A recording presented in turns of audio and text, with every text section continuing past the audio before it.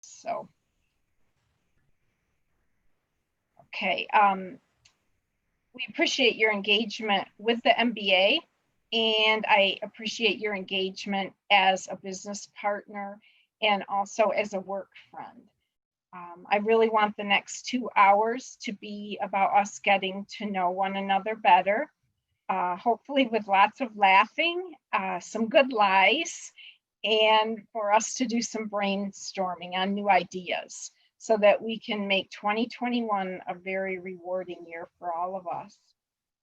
My goal is to have each of you end our time together today with a couple new friends for LinkedIn and with a few new ideas. I do recognize 2 hours is a long time to sit, so please feel free to stand up, move about as needed. A new marketing idea that I tried with the sharing, speaking of sharing, Stephanie is one of the best sharers that I know, and she gets lots of information from other associations, and she shared the tremendous.com website with me, and that's who you receive the email from with the electronic gift card. Please, if you did not get one, please let me know. It should be there, and it might be in your spam. Just a little heads up on those. There's many choices of where you can spend those, and there's also some charity choices. So there's a carrot that you click, and that shows you the different choices to take. So I'm also very pleased to have several of my MBA colleagues with us today. My boss, President and CEO of our association, Rand Painter. My partner in the Service Corporation, responsible for making over 8,000 people's lives safe so they don't fall on the ice this winter, is Natisha Jo Ray. She is the fund administrator for our workers' comp fund. And by the way, check out her hashtag Frame of Mind Friday on our MBA LinkedIn, Facebook, and Twitter posts. Talk about creative marketing. She did a fabulous job. Stephanie Fisher is with us. She's our SVP of Education and Membership, and she makes sure that we all have engagement opportunities with our banker stakeholders. And Alyssa Harrison is with us, and she's our Director of Membership and Public Relations. And she has some great ideas to share with you guys today to bring yourself forward facing to our prospects. So thank you all to my colleagues for being with me. I really appreciate this. So at this time, I'm very pleased to have Rand say hello to you all. Rand has been a mentor to me and all of our team for 5.5 years. This past year, though, he knocked it out of the park for all of us. I don't know why I'm getting choked up, but his leadership for our industry, for our members, and for our whole team was amazing. So it's with great pride for me to have Rand speak with our group today. Thank you, Rand. Thank you, Jill. That was very kind. Thank you all for being with us today. We are most grateful for and to each of you. You've been historically great partners, great supporters of the MBA and of the industry, and you have really demonstrated your friendship and support in the past year. There have been a lot of dark moments in the last year, but there have been a lot of moments to shine. And, you know, the banking industry stepping up with PPP plus the other things, but the PPP, you know, you see that, you know, it's 128,000 businesses in Michigan. But, you know, you hear different things. I was with some friends out of town this weekend. They're a little bit younger than me. I heard someone say 40. I don't think they're quite that old, Jarrett, but they're both attorneys. She works for a nonprofit, and he has a single shingle. He got PPP. It saved his bacon, literally. And for her organization got it, but she also noted that the daycare where her kids and 60 other parents' kids go got it. that enabled that business to stay open. So those 60 parents did not have the stress of having the kids at home, and they were taken care of. So there's so many ripple effects to the wonderful things that our industry does, including what you've done, the support that you've shown with complimentary webinars, with articles, with just calling people to say, hey, how are you doing? Because, most of us aren't seeing people up and down the hall, and we're on these Zooms one after the other. And sometimes it's just nice to get a phone call or a text to say, hey, I'm thinking about you today, and appreciate what you do. You have and will continue to evolve as the way you serve your customers and each other. We have too, and continue. It's been an interesting ride. Things that we thought about, but that we didn't think were possible 2 years ago. Natisha is now living in Ontonagon. We cover both peninsulas. If she had asked us that 2 years ago, we would have said, it's been nice knowing you. Have a nice life. And instead we said, you want to take your chair? What do you need? And it's worked perfectly and seamlessly because we can do so much if only we try. Jill and Natisha and Stephanie and Alyssa, I think I've covered my teammates on the call, and I are all committed to helping you make connections. When you are successful with our members, it helps us all. And we want you to write every single bank in the state, multiple times, multiple lines, but just continue to build those good relationships. I hear about people talking about their cultures and they want to get back to the office so their culture will improve or they won't lose their culture. My fear is that when we come back to the office that we'll lose what we've built when we've been gone. Because I think that we're closer in many ways than we were before. And it's due to someone who's not on the call, and that's my partner, Rhonda Pestrich, who, when she does roll call twice a week, it used to be daily, she asks a daily question. So Sharon, it might be, what was your first job? Or Ron, it might be, what's your favorite color? Or what's your favorite cereal, Jeremy? And the stories that come out, sometimes it's a single word. Sometimes people pass. It's all fine.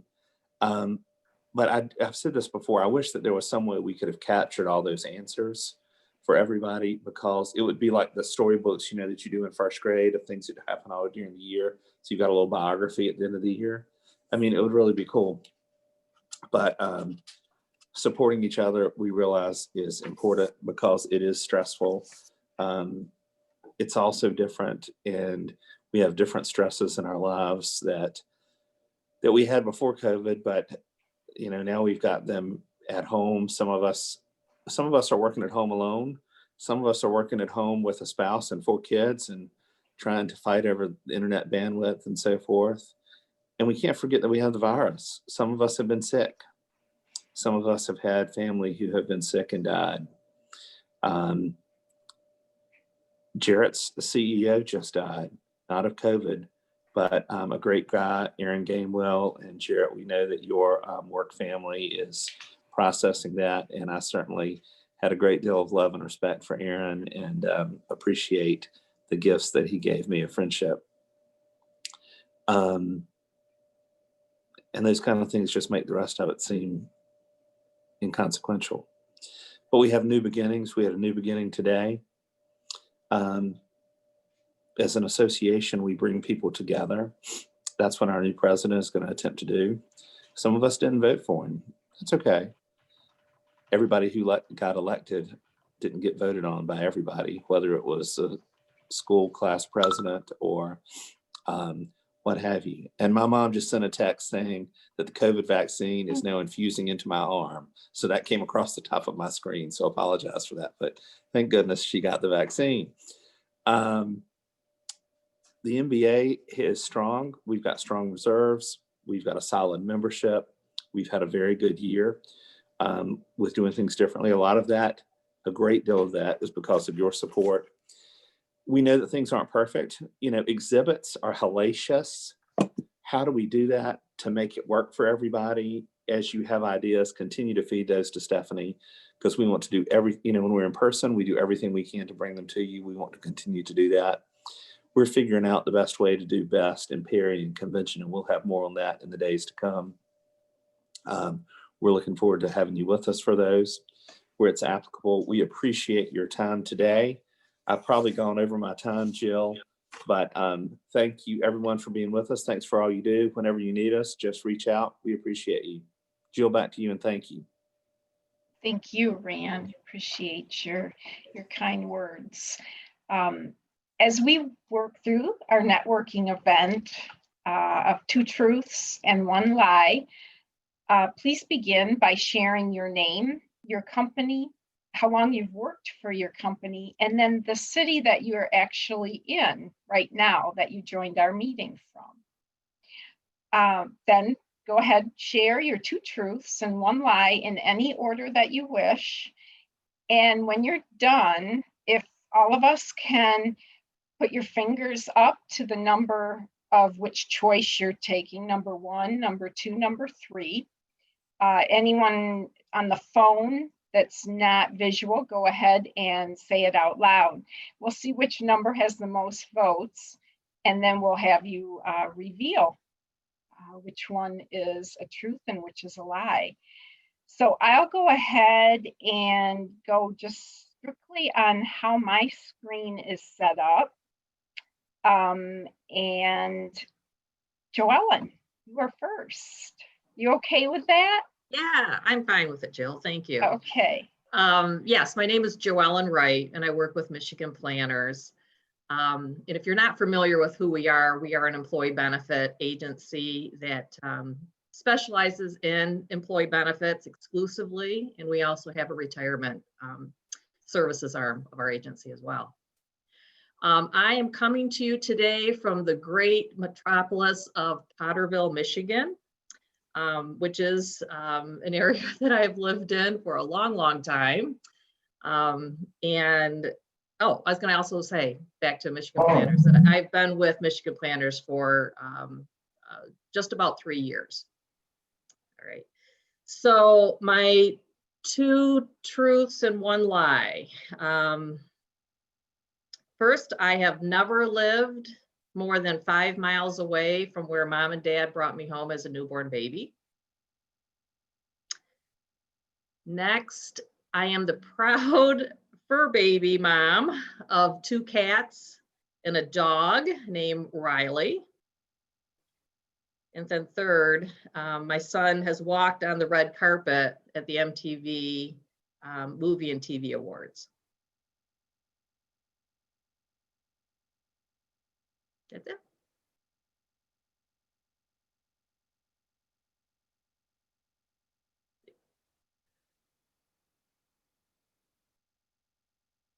All Everyone right. have their vote in? Yeah. Okay. Yeah, I think those that know me best Yeah. know that I do not have any fur babies. I do not have any cats nor any dogs. But it is true that I've never lived more than 5 miles away than where Mom and Dad brought me home as a newborn baby.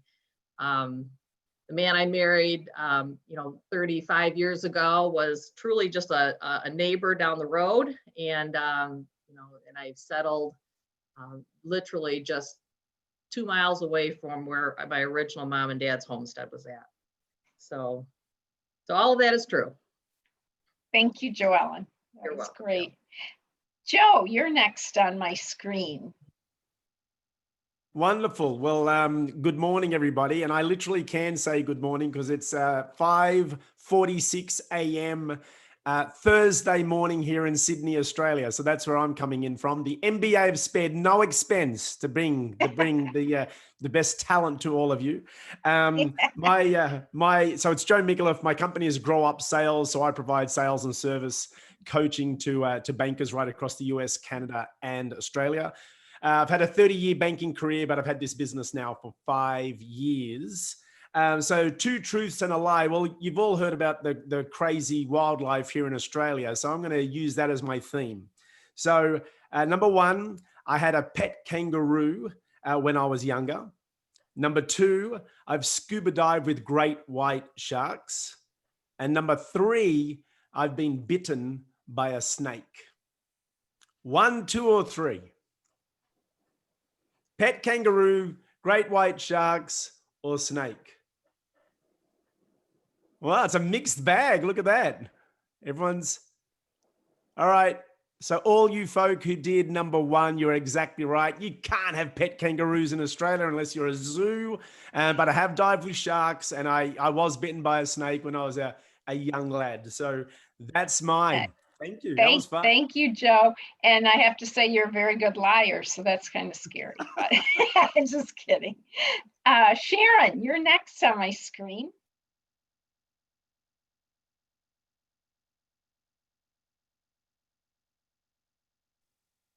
Okay, sorry about that. I thought you were unmuting people. So good afternoon. My name is Sharon Horsch, and I work at Harlan Clark. I reside and have lived all my life in Jackson, Michigan, so haven't wandered far as where I live. Let's see, 2 truths and a lie. I've been in the same industry for 33 years now. And my youngest son's birthday is coming up. And believe it or not, I'm going to have a 21-year-old. And my favorite place to live would probably be California.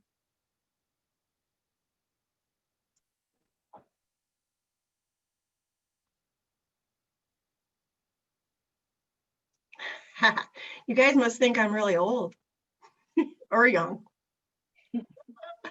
All right. The truth is, yes, my son's going to be 21. And yes, I have been doing this for 33 years. And the lie was, I don't wish to live in California. Too crazy for me. So thank you. I look forward to meeting everybody else. Thanks, Sharon. Ron, you're next.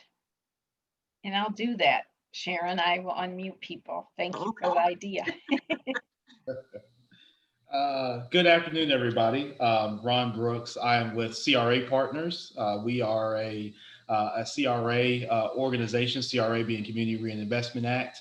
We work with community banks to help connect them with a very critical mission of protecting our elders, our seniors.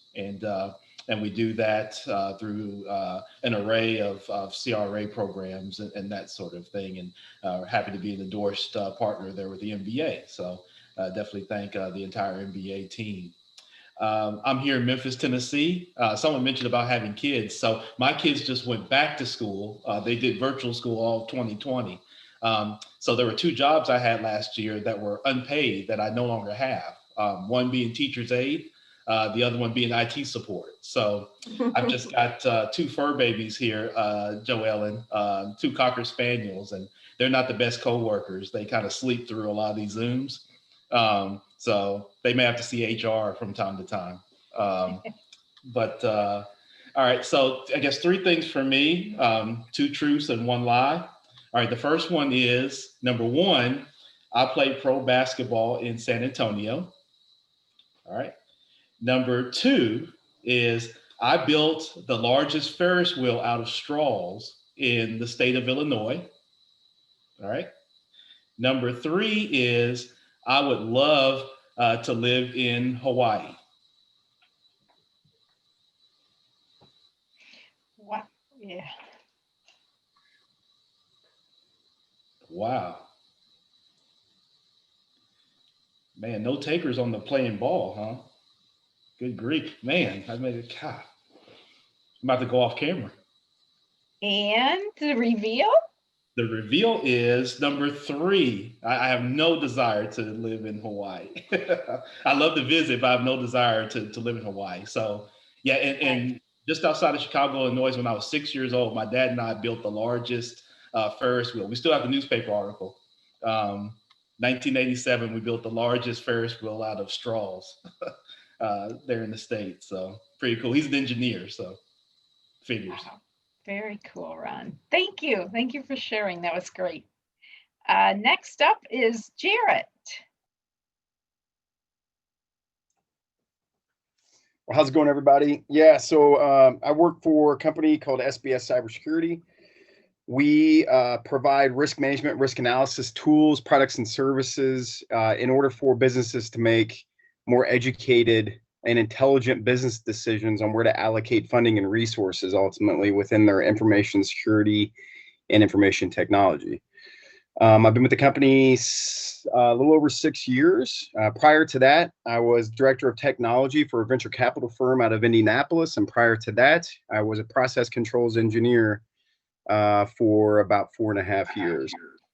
So the truths and, oh yeah, so company, how long with the company and city? I'm currently in Bingham Farms. So for those that don't know, it's a suburb of Detroit. The truths and lies. So I've moved 22 times in my life. I play the drums and I can dunk a basketball.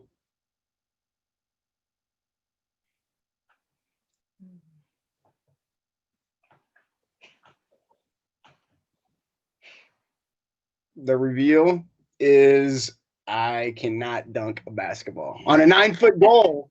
On a 9-foot goal, I can. I was this close. This close. Nice. Jarrett, that's a lot of times to move. Yeah, Wow. it's definitely been a life of being basically a vagabond. I'm ready to settle down and call it home, you know. Wow.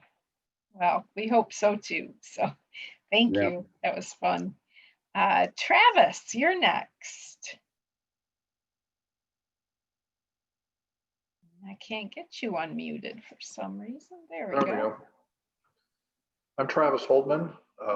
My office is in Fort Wayne, Indiana, and I work for Key State Companies. We're based out of Las Vegas, Nevada.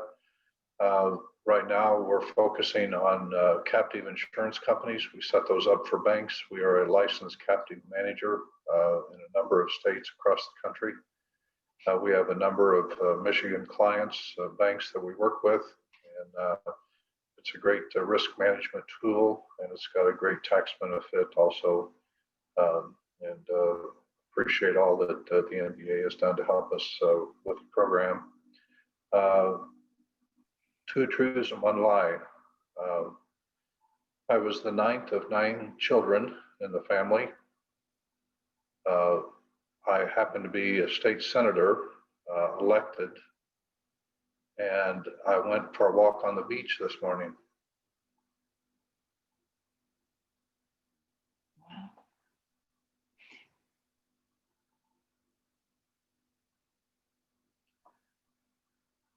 Oh, wait. The reveal, I'm actually the 8th of 8 children, not the 9th of 9 children. And I am a state senator in Indiana. And I went for a walk on the beach this morning because we took the week off because of suspected violence that might occur in Indianapolis. And so our son works for Delta Airlines, so my wife and I have free tickets if we fly standby, and we have a place in Florida. And so we hopped on a plane yesterday morning at 6 o'clock in Fort Wayne, and I got to go back tomorrow afternoon. So short-lived, but I did walk on the beach this morning. So. Nice. Thank you. I wish we could feel that as well.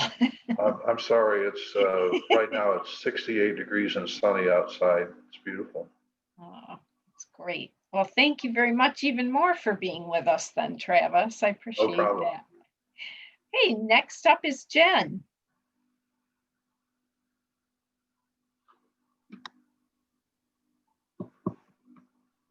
Hi there. I'm Jennifer Wagner. I'm with Cornerstone Advisors. I've worked with Cornerstone for 15 years. Prior to that, was a banker for a small family-owned bank in Chandler, Arizona.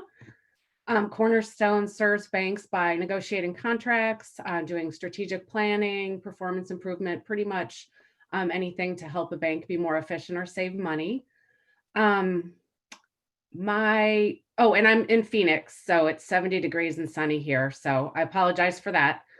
My 2 truths and a lie are I am very allergic to cats. I walk 35 miles a week, and I've been to all 50 states.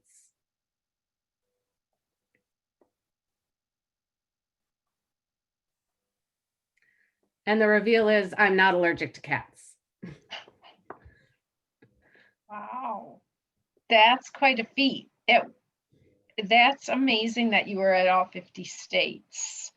So was this like a bucket list thing, or your family traveled a lot? And Well, my dad worked for Ford Motor Company, so we'd get in the car for 2 weeks and we'd just do a lot of road trips. So I got a lot of them done that way. And then, oh, apologies. And then with work, I've just managed to finish a lot of them up. So that's great.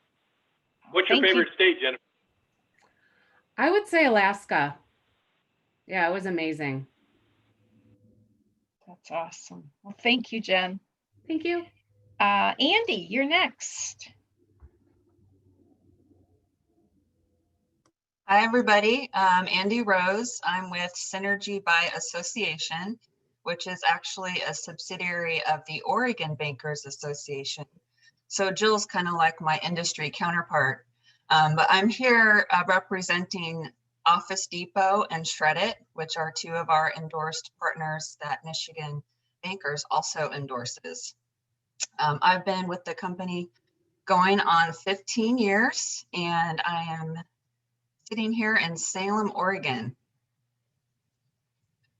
My two truths and a lie. My ancestors built the Titanic. I'm a twin, and I have 4 cats.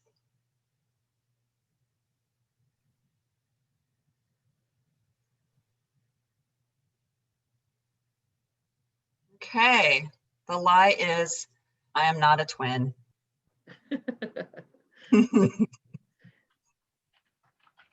Thank you, Andy. That's awesome. This is fun. Oh, this is crazy. My screen's just turned for some reason. Next up is Ken.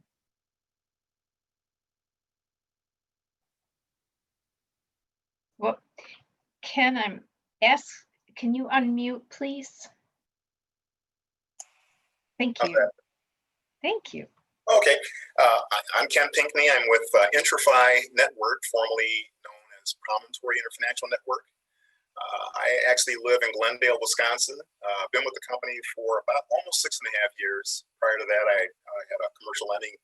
I was in commercial lending in Southeast Wisconsin, but have really enjoyed the move and working with you guys and work with all the other partners with MBA as well. Okay. One lie and 2 truths. My wife is a writer. I've got a 25 or 24-year-old son, and I enjoy car racing.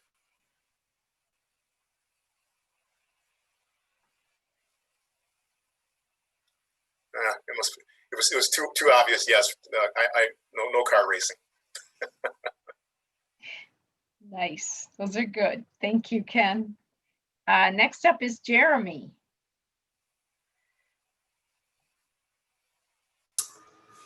My name is Jeremy Tyler. I am with FIPCO, which is a subsidiary of Wisconsin Bankers Association, and we provide IT and audit consulting, along with we have our own software products that we provide to banks, including lending software and document prep and compliance software. I'm in Madison, Wisconsin, or right outside Madison, Wisconsin. Only been with the company 5 months or so. So that's about me. So let's see, 2 truths, 1 lie. I have 3 daughters. I'm semi-retired and spend most of my time golfing. I have built bank software in the past.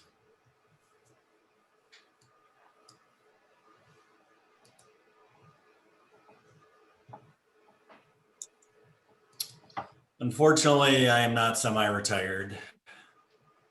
I would like to be, but. Yeah, no. your dream. Thank you, Jeremy. Thank you for being with us too. Next up is David.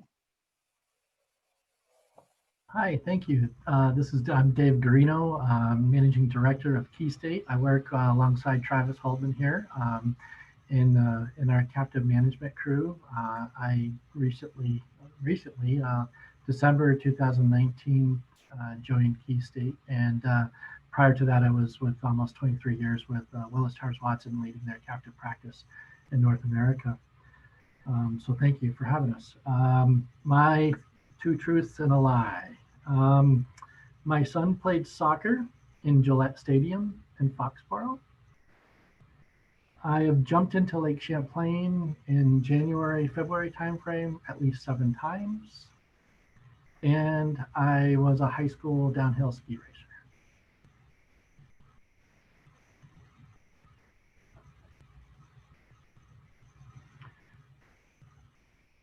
I guess a lot of people guess I'm not a downhill ski racer. I like to ski, but no way am I a skier, a racer. Thank you. Thank you, David. That was good. Next up is Laura.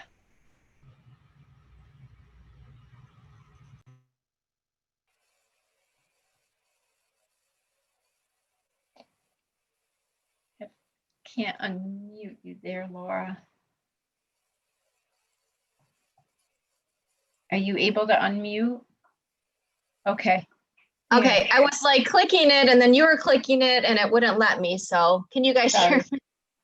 Hi everyone, I'm Laura Van Hootie. I work with Michigan Planners alongside Joellen Wright, who you had met earlier. Been with Michigan Planners for about 5.5 years, and I work specifically in the marketing area where I help coordinate different HR roundtables and events and also handle new business.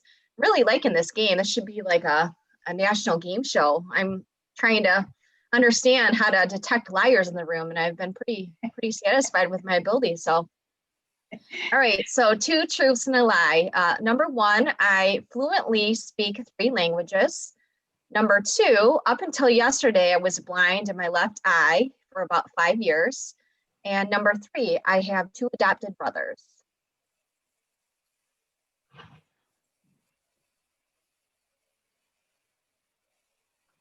Actually, the lie is number 1. I do not speak any language other than English.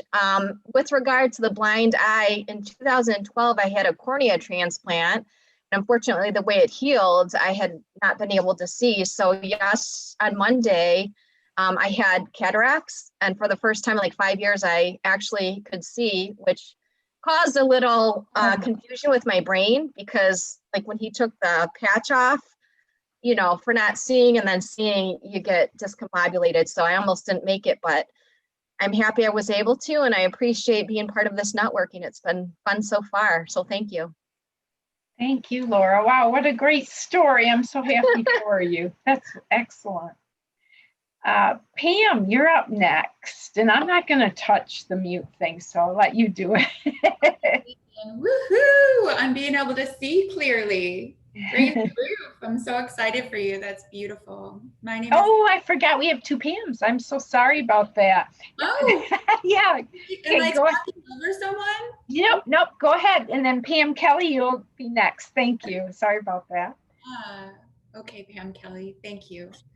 My name is Pamela Hetz. I'm with Sinair. I started in June of 2020, believe it or not. And Sinair is a beautiful company that provides community, it's a CDFI, Community Development Financial Organization, that basically provides capital solutions to underserved communities. Projects with high social value are the projects we work on.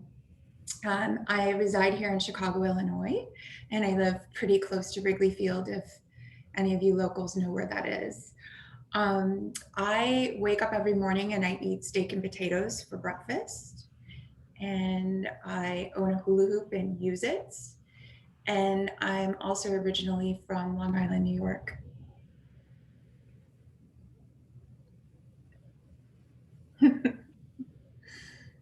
Okay. I do not wake up every morning eating steak and potatoes, so. Nice. Thank you, Pam. Thanks for being with us. And Pam Kelly. Thank you. Sorry about that. Oh, no problem. It's nice having another Pamela on the call. Pamela Kelly with FIPCO, similar to Jeremy, subsidiary of the Wisconsin Bankers Association. We are the for-profit. Been serving as president for about 12 years. I've actually been with FIPCO for over 30 years. The software Jeremy referred to we have today is Compliance Concierge for loan, mortgage, and deposit originations, and it is our own software product today. We took ownership and continued development of it for the past 7 years. So, and appreciate being an endorsed partner with the MBA and all the service and help that you provide to us. I am coming to you from Brooklyn, Wisconsin, not New York. Very different here, very remote, very cold. Maybe Brooklyn, New York's cold too, but it's very cold here in Wisconsin today anyways. As far as my 2 truths and 1 lie, this is hard because Jeremy is part of my team, but I was raised on a dairy farm. I have 2 sons in college. One is also about to turn 21 on the 30th. And I also have a daughter in high school. And I was a high school girls basketball coach for 20 years and made it to the state championship 6 times with my team.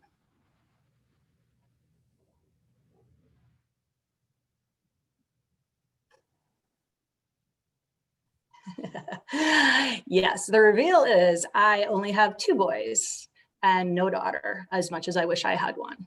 But yeah, no, I was a high school girls basketball coach, not the head coach, assistant coach. And we did have the fortunate fun of making to the state tournament 6 times while I was with them. Wow, congrats. That's excellent. How fun. Yeah. Fun. You mentored a lot of people, Pam. That's cool. Next up is Brandon.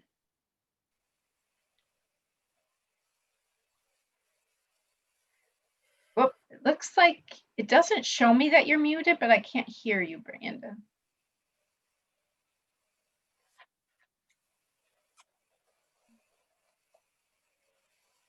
Huh.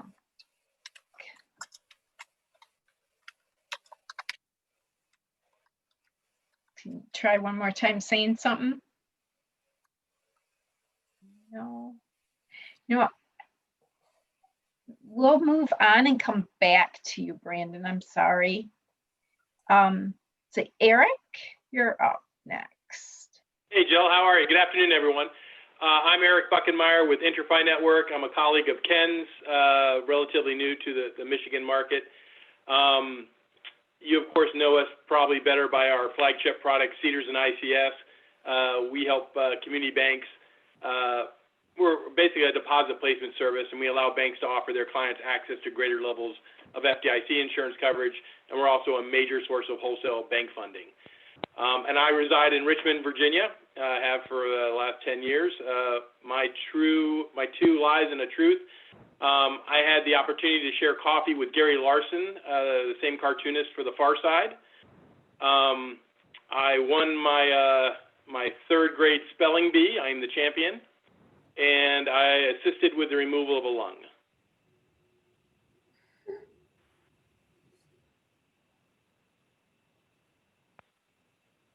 Yes, so the answer is I've never met Gary Larson. It's on my bucket list. I understand he lives in Seattle, and I will hunt him down someday. You know, the truth is, well, the most interesting truth there is the removal of a lung. In my early 20s, I thought I might go to medical school. My brother's a physician in the military. Asked the attending physicians that day if there's anything interesting going on, maybe you can involve my younger brother. And being in an army, you know, they let you do anything. So I go into the surgical room and actually help remove the upper lobe of a lung. And the funny story, and it takes forever. And afterwards, my brother said, you know, go to the waiting room and I'll come find you. I went to the waiting room and saw the family in the corner, and I wanted so badly to go over and say, hey, I was in the operating room and everything's fine. Of course, not being a physician, I had the good sense to not say anything. But if anyone's got a physician in their family, wow, what incredible people. But haven't met Gary Larson. Thank you, Eric. Thank you very much, Eric, for being with us today. It looks like Brandon, you are back. Are you connected?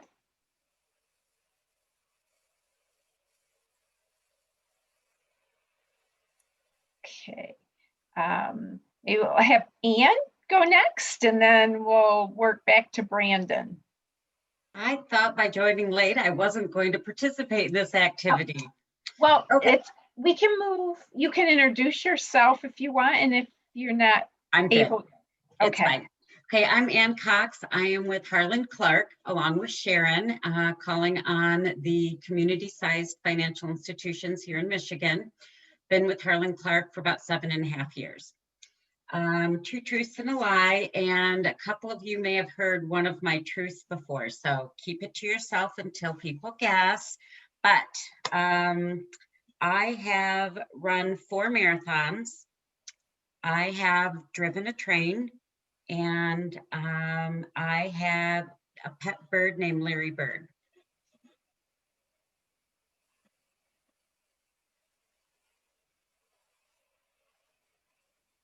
Okay, I have never, ever run further than around the block. So yeah, the other 2 are true. Thank you. That's awesome. Thank you, Anne. Brandon, can we try one more time? I'm sorry. Hi, can you hear me? Yes, great. Thank Okay, you. perfect. My name is Brandon Truex. I'm with LSI. I've been here for 6 years, and we provide call center services and software solutions to community banks.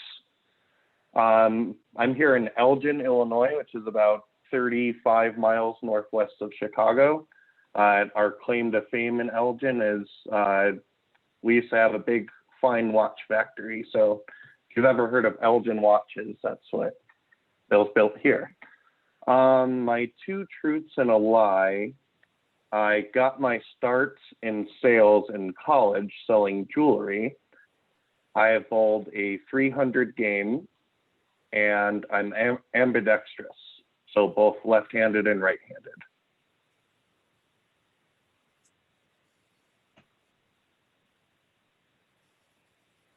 I have not bowled a 300 game. My best is 279. Excellent. That was fun, you guys. Thank you so much for going along with that. I think I hit everyone. Jason was on the line, and I think he had to go. So apologize that the MBA staff didn't get their time to lie. We can do that later if you want. So, but it is now with a great pleasure for me to hand our roundtable discussion over to Joe Mikuleff. He has been a valuable endorsed partner of the MBA through his consulting firm Grow Up Sales and our talent management initiative, Bank Talent HQ. So Joe, we did set up some polling questions that if you want me to help throughout, Joe, let me know. And Joe, do you prefer to have any questions asked throughout or wait till the end and put it in chat? How would you like that? Well, this is a roundtable discussion, so it really is about some interaction. So it's not a presentation from me. Jill, first of all, congratulations and thank you, Jill, and the MBA team for putting this on. This is great. It was great getting to know everybody. Quite an eclectic group, but it comes back to what Rand was saying earlier, that as a result of Zoom and virtual meetings, we've gotten to know sort of more things about people than we would have ever known if we were just seeing, our workers on a daily basis. We take all that for granted. So, in the act of trying to make these sessions engaging and interactive, we've come up with great games like this. That shouldn't stop once we get back to, and if we ever get back to, this normal life, whatever that may be. So when you get back to interacting with colleagues again, back in your office, keep doing stuff like this. It was fantastic. So thank you, Jill. Great idea. And I thought I was trying to be really clever. Wow, you guys have got a far wilder imagination than I. And the aim of we're going to try and stick to the time frame. So 45 minutes is to make this as interactive as possible. Jill and I have just agreed on 4 questions. So we've cut it down from 5 now to 4 questions. And the aim will be to give us about 10 minutes of talking time. So I've got a presentation that I'll be sharing that'll highlight the questions. But so let me just bring that up now. So we've got it. There we go. So hopefully everybody can see that. Okay. So for discussion topics, how quick was I, Jill? Very quick editing. Please actively participate. This is your session, not mine, not the MBA. This is such a great opportunity because all of you have great ideas to share. So yes, we're all working with banks and they're largely our clients, but we all have diverse services and there's so many banks out there to service. So please share all your great ideas. There's no secrets here. And I'll let you guys mute and unmute yourselves, right? So again, just to make it easy for everybody to talk. If there's a few people talking on top of each other, I'll help moderate all that, okay? So in the interest of keeping to our schedule, I'm gonna bring up our very first poll question.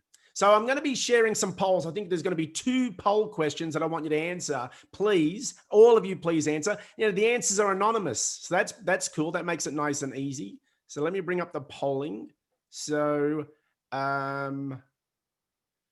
fantastic. Here's the very first question. Thank you. So everybody can read that. What impact did the pandemic have on the type of services you offer? No impact at all, business as usual. No impact, although our delivery method has changed. It created an opportunity to add new services. All services were impacted and we had to rethink our entire offering. Very interesting. The answers are all coming through now, waiting for a few more votes. MBA folk, please respond as well. We'd love to see your response as well. You're not excluded from this poll. All right, going, gone. So let's share the results. Thank you. We got 15 votes in. So hopefully everyone can see the results there. Isn't it interesting? It created an opportunity to add new services. Yes, absolutely. Sun Tzu in The Art of War said that in the midst of chaos, there is always opportunity. And there's, you know, chaos is an understatement as far as 2020 is concerned. It's interesting, no impact at all. And yes, some people certainly have had their delivery method change. That was certainly the case for me. So I'm just going to close that now. So let's go to our first discussion topic. And so again, you all received these questions in advance. So hopefully you've had some time to think about your responses because there's lots of great ideas we can share. How have you evolved your services based on experiences in 2020?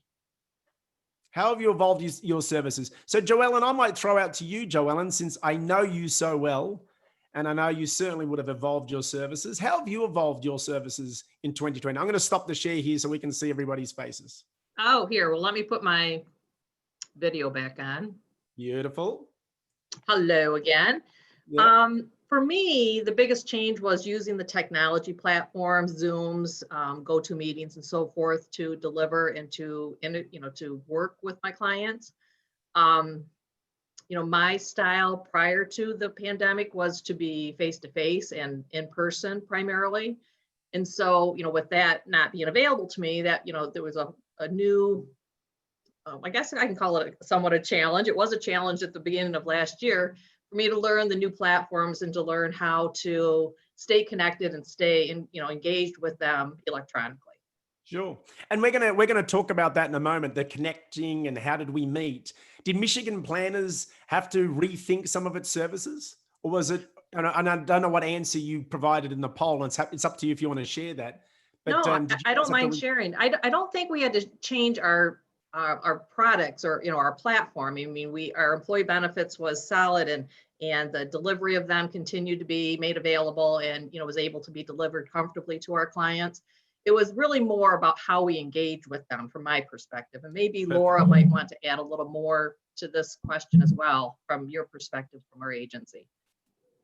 Yeah, I think with regard to offering services, initially, the only thing that came to mind that we had to offer was when we looked at market demand, we know a lot of businesses, both private and nonprofit, had to come up with ways to comply with the law as it relates to taking surveys of their employees, making sure they were not COVID, exposed to COVID, and they were surveying them daily. So with considering that and understanding that we had some technology that could handle surveys and also accommodate text messaging and emailing, we essentially developed a service offering that was not profitable to us, but it certainly added value and it solidified our relationships because it made us more competitive from that standpoint. So it wasn't necessarily a loss leader because we are already paying for the technology.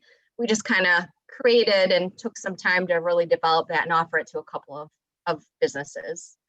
Yeah, love that. Thank you, Laura. Thank you, Joelle, and great points. Jen Wagner, at Cornerstone, did you find that you had to focus on a certain consulting service more than others? Like you talked about strategic planning or whatnot, but was there any particular service that you realized we need to do more of this during this time of crisis for banks? Absolutely. We found that we had a number of bankers that did not have a very advanced digital banking strategy. And, you know, when they closed all the branches, they figured out we really need to act on this. And what typically would be a long-term project where you develop an RFP and do a selection of a new vendor, we had bankers coming to us and saying, just tell me which two I should choose from, help me choose, help me negotiate a contract, and help me get my online banking solution up to speed because I can't meet my customer needs. So we had a lot of folks that don't usually work on digital exclusively that were cross-trained into it so we could help as many bankers as we could. So it's kind of a pivot for us to be a little bit more nimble and a little bit more responsive in terms of just finding that solution for them quickly. Yep, absolutely. Great. Excellent example. All great examples. Does anybody have another one that they'd like to share before we move on to another topic? What's that, how you've evolved your services as a result of what happened in 2020 and is still happening? Again, this is a great opportunity because so many of us work with banks. I'm sure there's opportunities for us to be saying to our banking clients, hey, have you spoken to Jen at Cornerstone? Have you spoken to Joellen? Because this is what they've been doing since, 2020. Sorry, did I interrupt somebody? Nope, but I'll share something, Joe. At FIPCO, due to the nature of our software products and our consulting services, we expanded in which we adapted our platform to be able to document SBA PPP loans. Delivered different electronic forms to our customers who may not use our software platform so that they could manage deferral arrangements and different things necessary in the PPP world. And our consulting team on the compliance side expanded their services to become agents. So they would review PPP loans for our banks to determine if they could be approved or not. And then we also had a doc prep team that would actually complete the loan processing services for banks if they needed it, if they were short-staffed. Yeah, outstanding. Yeah, great. Thanks for that, Pam. Mm-hmm. Yeah, it certainly was an opportunity. I'm glad that, as a result of our poll, most of you were saying it was an opportunity. Did anybody, I know one person said we had to entirely change our services. I don't know if somebody wanted to put up their hand and talk about that. One of you, I think in the poll said we changed it entirely. Who was that? Was that you, Brandon? Oh, we can't hear you again, mate. Can you hear me? Hey, there you are. Okay, perfect. So our products are changing and evolving.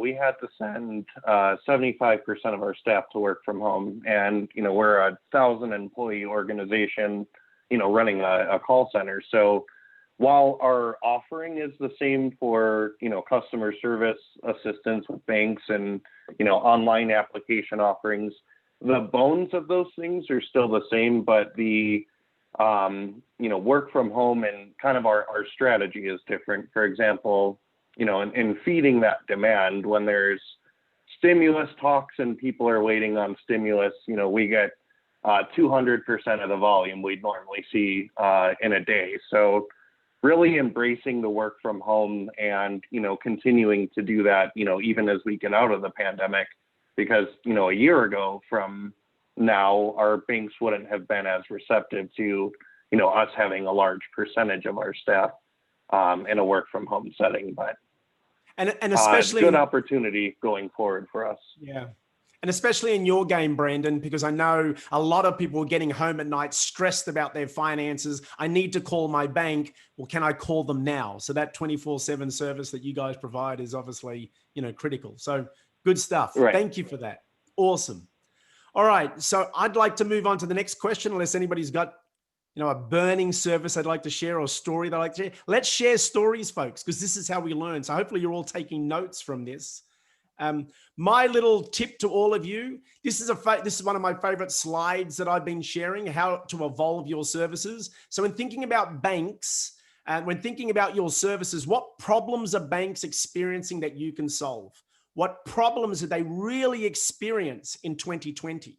And I do work with Bank Talent HQ as well, which is an endorsed partner of the MBA, which is like talent management. And so banks are really struggling to retain staff. You know, staff working from home, getting disillusioned. How do you continue to retain staff? So providing advice. But think about these 3 C's when you're thinking about your services for 2021.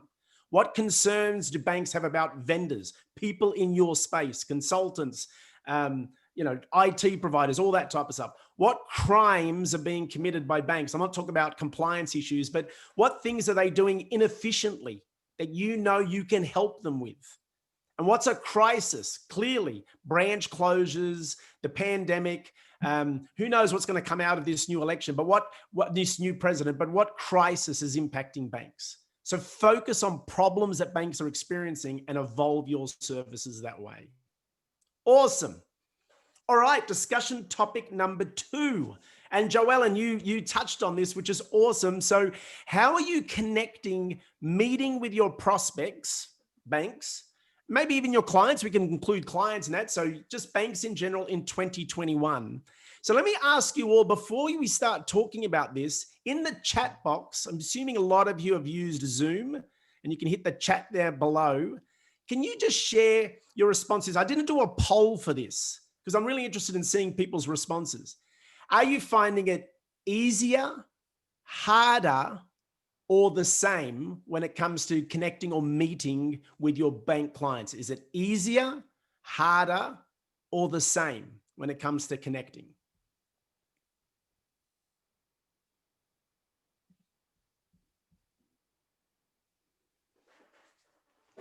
Easier, harder, or is it the same? And if you click on the chat, you'll be able to see everybody's answers here. Jill says some ways easy. Yep. There's a few harders. Much more difficult. Yep. Andy says Rose. Sorry, Andy says Rose. What the hell am I talking about? Andy says both. Apologies. Same is about the same, but going from telephone to video. Yep. Same. Mixed. Interesting responses. Easier to connect with current clients, but harder to connect with prospects. Interesting. Ron, finding about the same as before. The difference is having to be more creative. Spot on, Ron, in gathering initial attention versus simply traveling for face-to-face meetings. You're right. Alyssa, it's been easier. It's interesting that the MBA folk are saying it's been easier. Maybe one of the reasons is because banks are now outreaching to you. Banks and bank leaders are looking for help, are looking for support. So hopefully a lot of you have found it easier. You know, if your marketing people have done a great job, you've spent all those years working with the MBA to endorse conferences and events. You've built up that reputation, that profile. So I hope that you found a lot of banks were actually calling you as they were reacting to these challenges. And, you know, Brandon, you mentioned that earlier, that you had banks calling you with different, you know, before it was kind of harder to promote your services, right? So fantastic. So in saying all that, who am I going to ask? I'm going to ask our friend in Florida, because we don't want him to work on his tan for too much longer. Travis, haven't seen your answer here. Did I see your answer here, Travis? Are you still with us? Hopefully he's Travis, here. Awesome. There he is. Travis, how have you been connecting and meeting, you know, with your clients? How do you propose to do that in 2021? Well, I work mostly with prospects, and it's been quite difficult because our product is somewhat complex, and we have just a select group of banks, high performing, $1 billion in size or larger. So it's a complex product for folks to get their arms around, and it's really tough to close a deal and do a presentation by Zoom because they've been somewhat distracted by all the things going on inside the bank with PPP loans and, of course, everything else that bankers get distracted with, just day-to-day opportunities, because our focus is on CEOs and CFOs that we talk to. Yep, So, fantastic. hopefully things loosen up for us in 21. So as Laura has asked then, Travis, are there any creative ways you've used to try and outreach to those prospects? I get it. I understand captive insurance well, and I know it can be complicated, but it is a valuable product. It can save banks lots of money, as you know, and provide more comprehensive insurance, as you know, which is something they need right now. So what creative ways have you tried to connect with some of these prospects that you and perhaps your team have come up with? Well, we work closely with the state associations in all the states where we have endorsed vendor status. And so we work closely with executives and the banking associations throughout the country, trying to follow the best leads possible. Fantastic answer, because in fact, I did a lot of that in 2020. Absolutely. It was a great time to leverage your state banking associations, definitely the MBA, because of their relationships. And they know that bankers are calling them right now saying, hey, we may need some help with this or some advice on this or whatever it may be. That's the purpose of the association amongst many. So hopefully, Laura, that was a good idea. Any other ideas? Great question, Laura, because that's really what this discussion point is about. Anybody else got some creative ideas? Jarrett, you look like a creative kind of guy. When you're not beating the drums, Jarrett, how have you been outreaching? Yeah, so I'm the one that put that. It can be much more difficult for me, right? I'm an in-person guy. I like going around, meeting people, shaking hands. There's just something about, getting in tune with the charisma of those people and then playing off of that, right? With my personality, I play off of other people's personalities. This is how I do it. And it's much more difficult to do that. Like I can't shake your hand, man. It's difficult to do. But from my perspective, current clients, it's much easier. New prospects, it's very difficult. And my biggest challenge is overcoming status quo. For us, and what we do as a company, right, is try to elevate the thinking around information security so that people aren't stuck in this, what we call passive stance, right? So they're in a passive stance. They're just waiting for something to happen. 30 findings from an audit, examiners hitting them with an MRA or consent order, or an actual incident or breach actually happens, and then the impact is pervasive and expansive within their bank or their organization. And so, unfortunately for the banking community, they're stuck in this rut of, well, we passed our audit, we passed our exam, we don't need to take on anything new. And so creating that trust with that, trying to be a trusted advisor for them is difficult when it's all virtual, because I'm calling them, and everybody else on this call is trying to call them to get some of their attention. And they're extremely busy dealing with the pandemic and trying to keep their heads above water and all that kind of stuff. So for me, it's been challenging. Now we do a lot of education stuff, right, Joe? So education is paramount for us.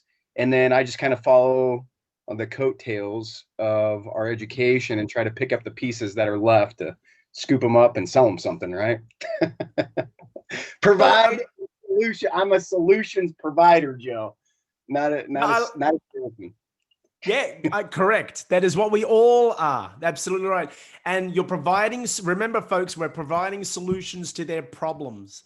So, webinars and, social media posts, that's a plug for Alyssa, social media posts, all that type of stuff. If you can raise awareness about problems and that you are the go-to person for the solution to that problem, that will help. So yes, we have to get more creative. And so I like the fact that you guys are doing webinars. That's something that not a lot of providers are doing right now. Who wrote easy? Who wrote it's easy? Was it you, Ron? Find about the same difference is having to be more creative. Well, how about Ron? How about you share with us, Ron Brooks? How about you share with us some of your creative ways that you've outreached? Because you've got a very interesting solution, right? But there's definitely a need out there. Bankers are really supporting the local community, and you guys offer some incredible solutions. So how have you gotten more creative about engaging and connecting?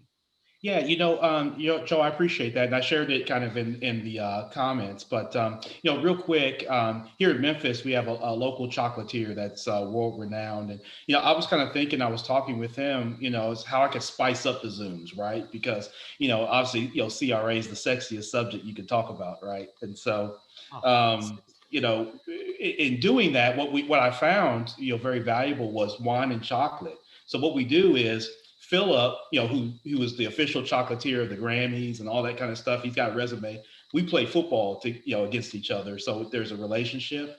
And so what we did was we set up our Zooms. I invite, say, the State Banking Association, and maybe invite clients or maybe invite prospects. And what I do is marketing sends out a email invitation. We get their address and everything. So we send a bottle of wine and kind of some customized chocolates, right? And so everybody brings that to the Zoom, and we kind of have some chat. There's nothing salesy about it. Kind of to everybody's point. It's more, hey, this is an appreciation. Take a load off. We do it later in the afternoon. No one wants to drink wine, hopefully at 11 a.m. But we do it later in the day. And so, we have an initial kind of dialogue. We share very briefly, about us, but that's very brief. And then Philip jumps in and does a great job of sharing the backstory behind the chocolates, right? And the pairing with the wine. And so what I found from that, I found a very good ROI from that, because my follow-up is they loved, the chocolates. It's been great for Philip as a small business owner to get business from it, because he ships all over the world, right? So he sees an uptick in business from it. I see an uptick in engagement because, the state bank, so like say the MBAs could be a part of that, and Jill, we'll talk. But, I think that it kind of creates this trifecta of wins all the way around. So I think, finding something that you can really engage them with versus just the static kind of, back and forth through video, have them actually doing something. Joe, you do a great job with this. I followed you, since we've met. You do a great job of this and kind of your engagement too as you go around. But I encourage everybody to try something like that. And Philip's definitely available. He could do it. I'll get him to do it for you. But I found it very economical too, especially when you compare it to travel. So if you normally would be traveling a good bit, it's very economical. Yep, excellent. Great response. Great responses from everybody. Yeah, it is. It's a different time. We're connecting in new ways. But I know prior to the pandemic, for me personally, I would outreach to bank CEOs. Jarrett, you talk about busy people who are having lots of people call them. That was certainly the case in my game as well. And yes, I'm a sales coach. So yes, I know about cold calling and blah, blah, blah. But I've found that lots of bank CEOs are now more open to these Zoom meetings, certainly because they're doing it with their staff. Video messaging is a great tool that I've been using, and it's a tool, right? So I don't just send a video message saying, hi, I'm Joe Mikola from Grow Up Sales. I'd like to talk to you about sales training, because it doesn't matter how pretty or how cool they sound, they're not going to respond. But if I send a video message saying, look, I've been working with a number of bank CEOs who are looking for ways to engage their staff and their customers, during this pandemic, and I'd like to share some strategies with you, similar to like your webinar session that you said, Jarrett, telling stories, getting together in a forum like this and just sharing stories. That's all you need to do.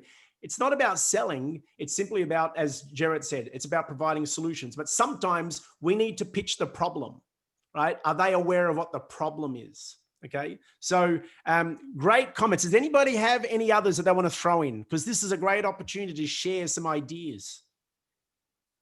Anybody else got a really cool idea for connecting? I have one idea I can share. We had not done this with our company, but I'm involved with an association, and we had brought together about 100 people on a call. And we hired this woman for really cheap, like $175. In Michigan, she's known as the beer expert or the wine expert, some alcohol expert. So for $175, she taught us how to make 3 drinks. We had sent the shopping list ahead of time, like for martinis or whatnot. She was on videotape. And then afterwards, when people had a little bit of alcohol in them, it was a much more lively conversation. And really, people weren't as shy. So the first half was, business introductions. Second was her. And then the third was just networking for those that wanted to stay around. So, and it was on a Friday night or Thursday or Friday, but it was good. Well, that was excellent. A great idea. And I certainly wanted to send you all some Bundaberg rum from Australia, but Jill said, no, Joe, this is a very serious roundtable discussion. So I'm sorry, folks. The Bundaberg rum was bought. I guess I'm going to have to drink it all now. Wait a minute. Thanks, great Joe. ideas. Throw me Sorry, under Jill. the bus. No, I'm just kidding. Great ideas. My only advice to all of you, be creative. But just remember, like we all had an opportunity to introduce ourselves today. Just remember, raise an issue that you think your clients can connect with, can relate to. And then when you're providing your introduction, you talk about the simple solution you've provided for other clients. Just tell a very simple story. And you'll find that they will want to learn more and have a very simple call to action. So let me go back to my presentation. I just want to remind you all, remember, there's all different types of meetings too. So whether you can or can't have an in-person meeting, I get it with social distancing, but have a very well-structured phone meeting. That's still a great way to connect. Let's not just call and say, hey, I'm just checking in. That's awesome that you're doing that, but say, I'm checking in. I'd like to schedule a time with you to share some strategies of how, we've been helping a number of clients in similar situations. We all know about virtual meetings. Jarrett, I've mentioned a number of times now, presentations, webinars, do them, offer them to your clients, work with the State Banking Association, lots of great opportunities. And as Laura, as Ron pointed out, functions, some kind of a virtual networking function, make it creative, make it fun, but don't forget to not just, don't plug your services, just tell a story about something you've done for a client, right? That people can relate to. All right, so we have another poll question coming up before our third discussion point. And this is a really important one. And Jill was, very insistent that we wanted to make sure we have a discussion about this. This is certainly an important issue. And, Australia have I'm not saying Australia's, on top of their game, but they've really been on top of this for quite some time now. But can you answer this poll question, please? Do you have a formal diversity, equity, and inclusion program or policy at your company? Do you have a formal DEI policy or program at your company?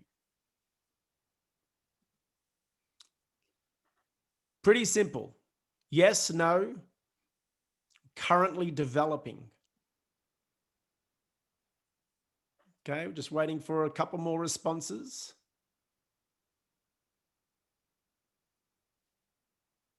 That's it. Everyone's answered? Okay, I'd say show the answers now, Jill.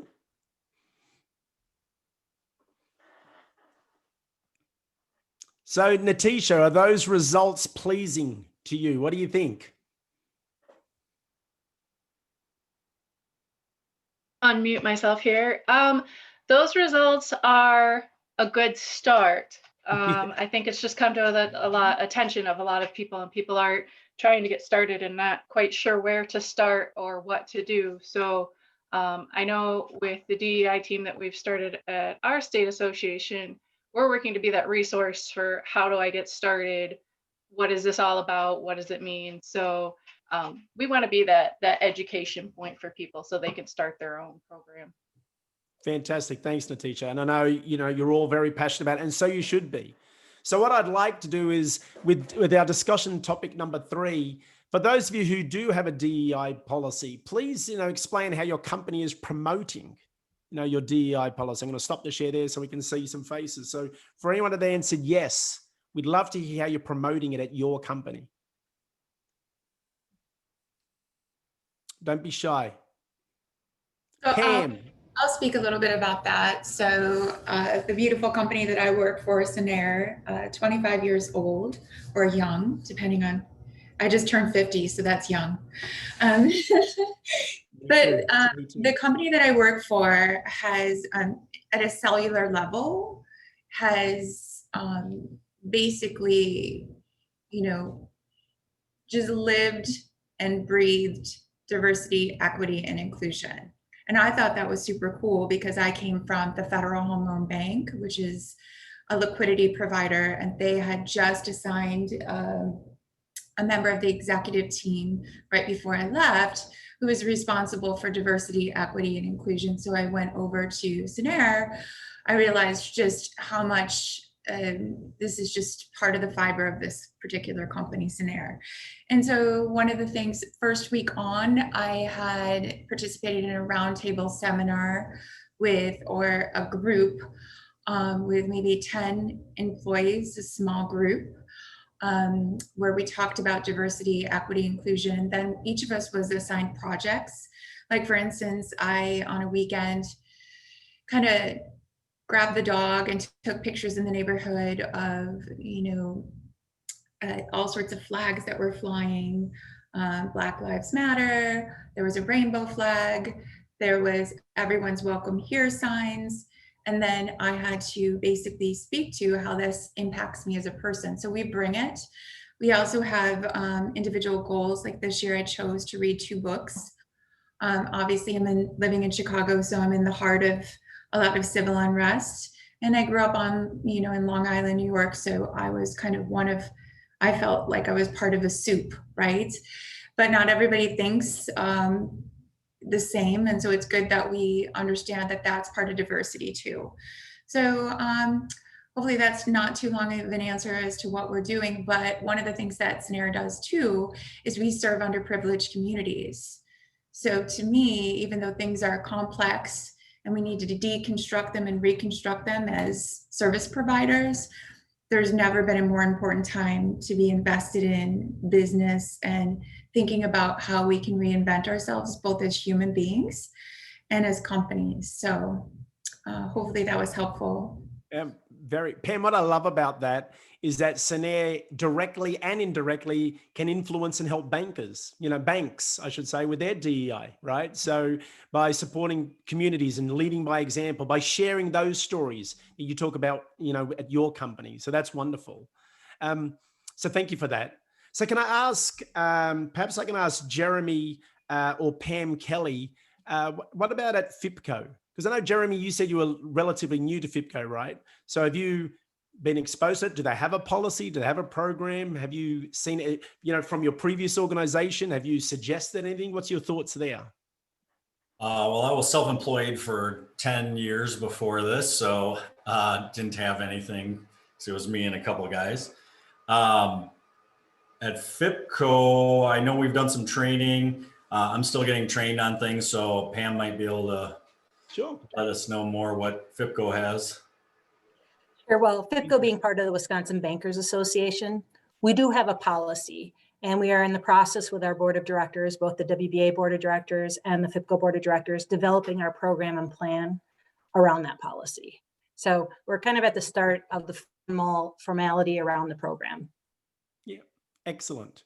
Well, it's good to see that all the associations are really raising awareness right now, and it is certainly something that's really important. It's it's interesting for me. I grew up in a very multicultural society like Australia. Like, I'm the son of immigrants. That's why I don't look like Crocodile Dundee, right? So I'm the son of European immigrants, and so yes. I grew up with a little bit of that tension here in Australia, but we're just so multicultural that all the organizations I've been very blessed that I worked in, whether it's a formal DEI policy, and Natisha, it should be, as for all banks, it should be, but there are always, women on our boards. There was always people of various races and ethnicities. We're always celebrating different cultures and religions. I mean, the bank I worked for, Macquarie Bank, which is one of the most successful banks in Australia, an international bank.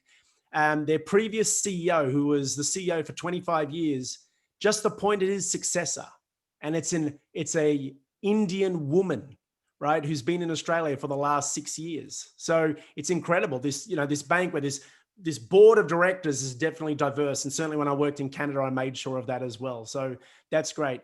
Anybody else with a story that they can share that could help?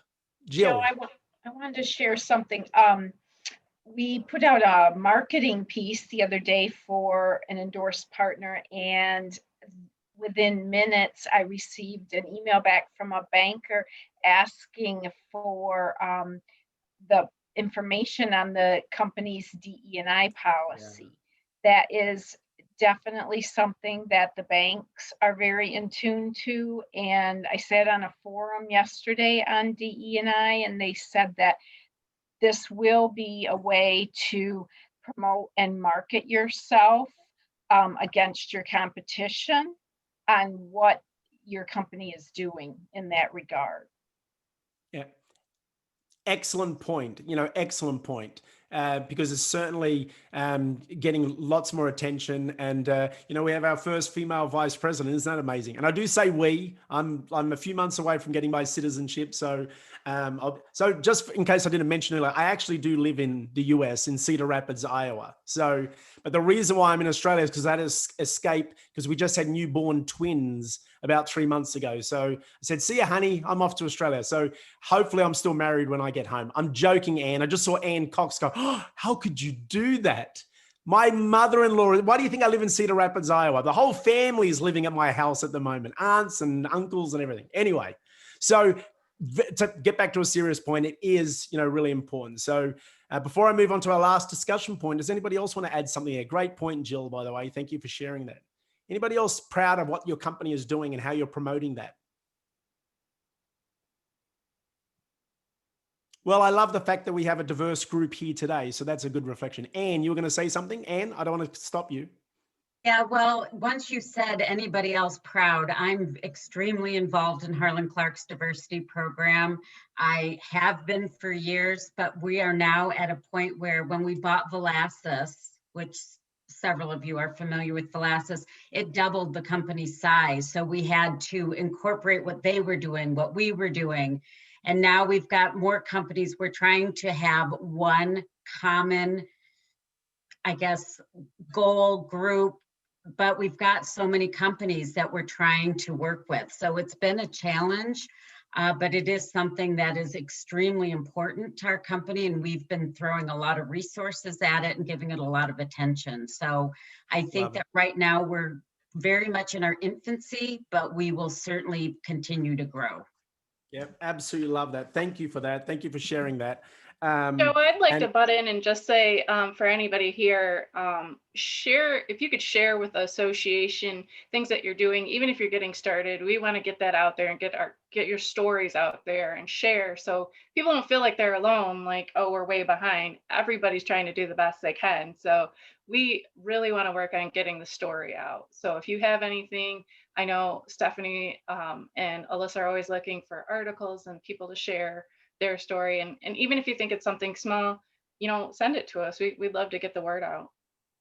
Yeah, great point. Thank you, Natisha. And it is important. It's interesting how, to Jill's point that, companies are now saying that they have a policy and they're promoting it. Let's all pray that we're going to get to a point where it just becomes part of the norm. And as an outsider looking in, as a new immigrant, I thought, well, isn't it the norm? Shouldn't it be the norm? So it will be that way. It absolutely will be. I'm a father of 5 daughters. So I'm certainly very interested in making sure we have all that. And 1 son, finally got 6 kids. I'm crazy. That's why I'm in Australia. That's why. All right. So the last question. Let's go to our last question for today, our last discussion topic. And an important one. Discussion topic number 4, our last one, is how can the MBA help you in 2021? But what I'd love you all to do is in the chat box, our final chat box, chat comment is, how did the MBA help you in 2020? What was the best thing that the MBA did for you, for your business in 2020? The team would love to, to get that feedback from you as endorsed partners, as important vendors to the industry, service providers to the industry, and certainly partners. How did the MBA help you in 2020? And then we're going to talk about how they can help you in 2021.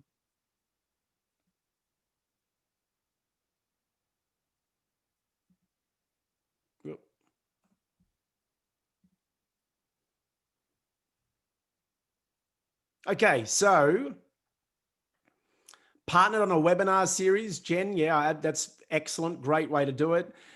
Great way to leverage the MBA. MBA is our advocate where we don't yet have relationships, Anne. Cool. So again, work with the MBA on how you can do, and you can get more of that. Authentic and real leadership. Pam, that's great. And we have seen that. The MBA is certainly, led by example. There were real tears from Jill earlier, Ran. Real tears, just in case you didn't realize. All right, so excellent.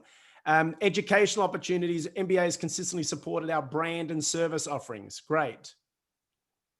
Tremendous giving info out on our company and its advocacy in the onslaught of the pandemic. That's right. Now, when you think about advocacy, I'm going to share some ideas around that in a moment. Connected me with bankers. Jen, that's a great way they can help. David promoted our services through articles. Any others? Brandon helped us market our services and help support us in our current relationships.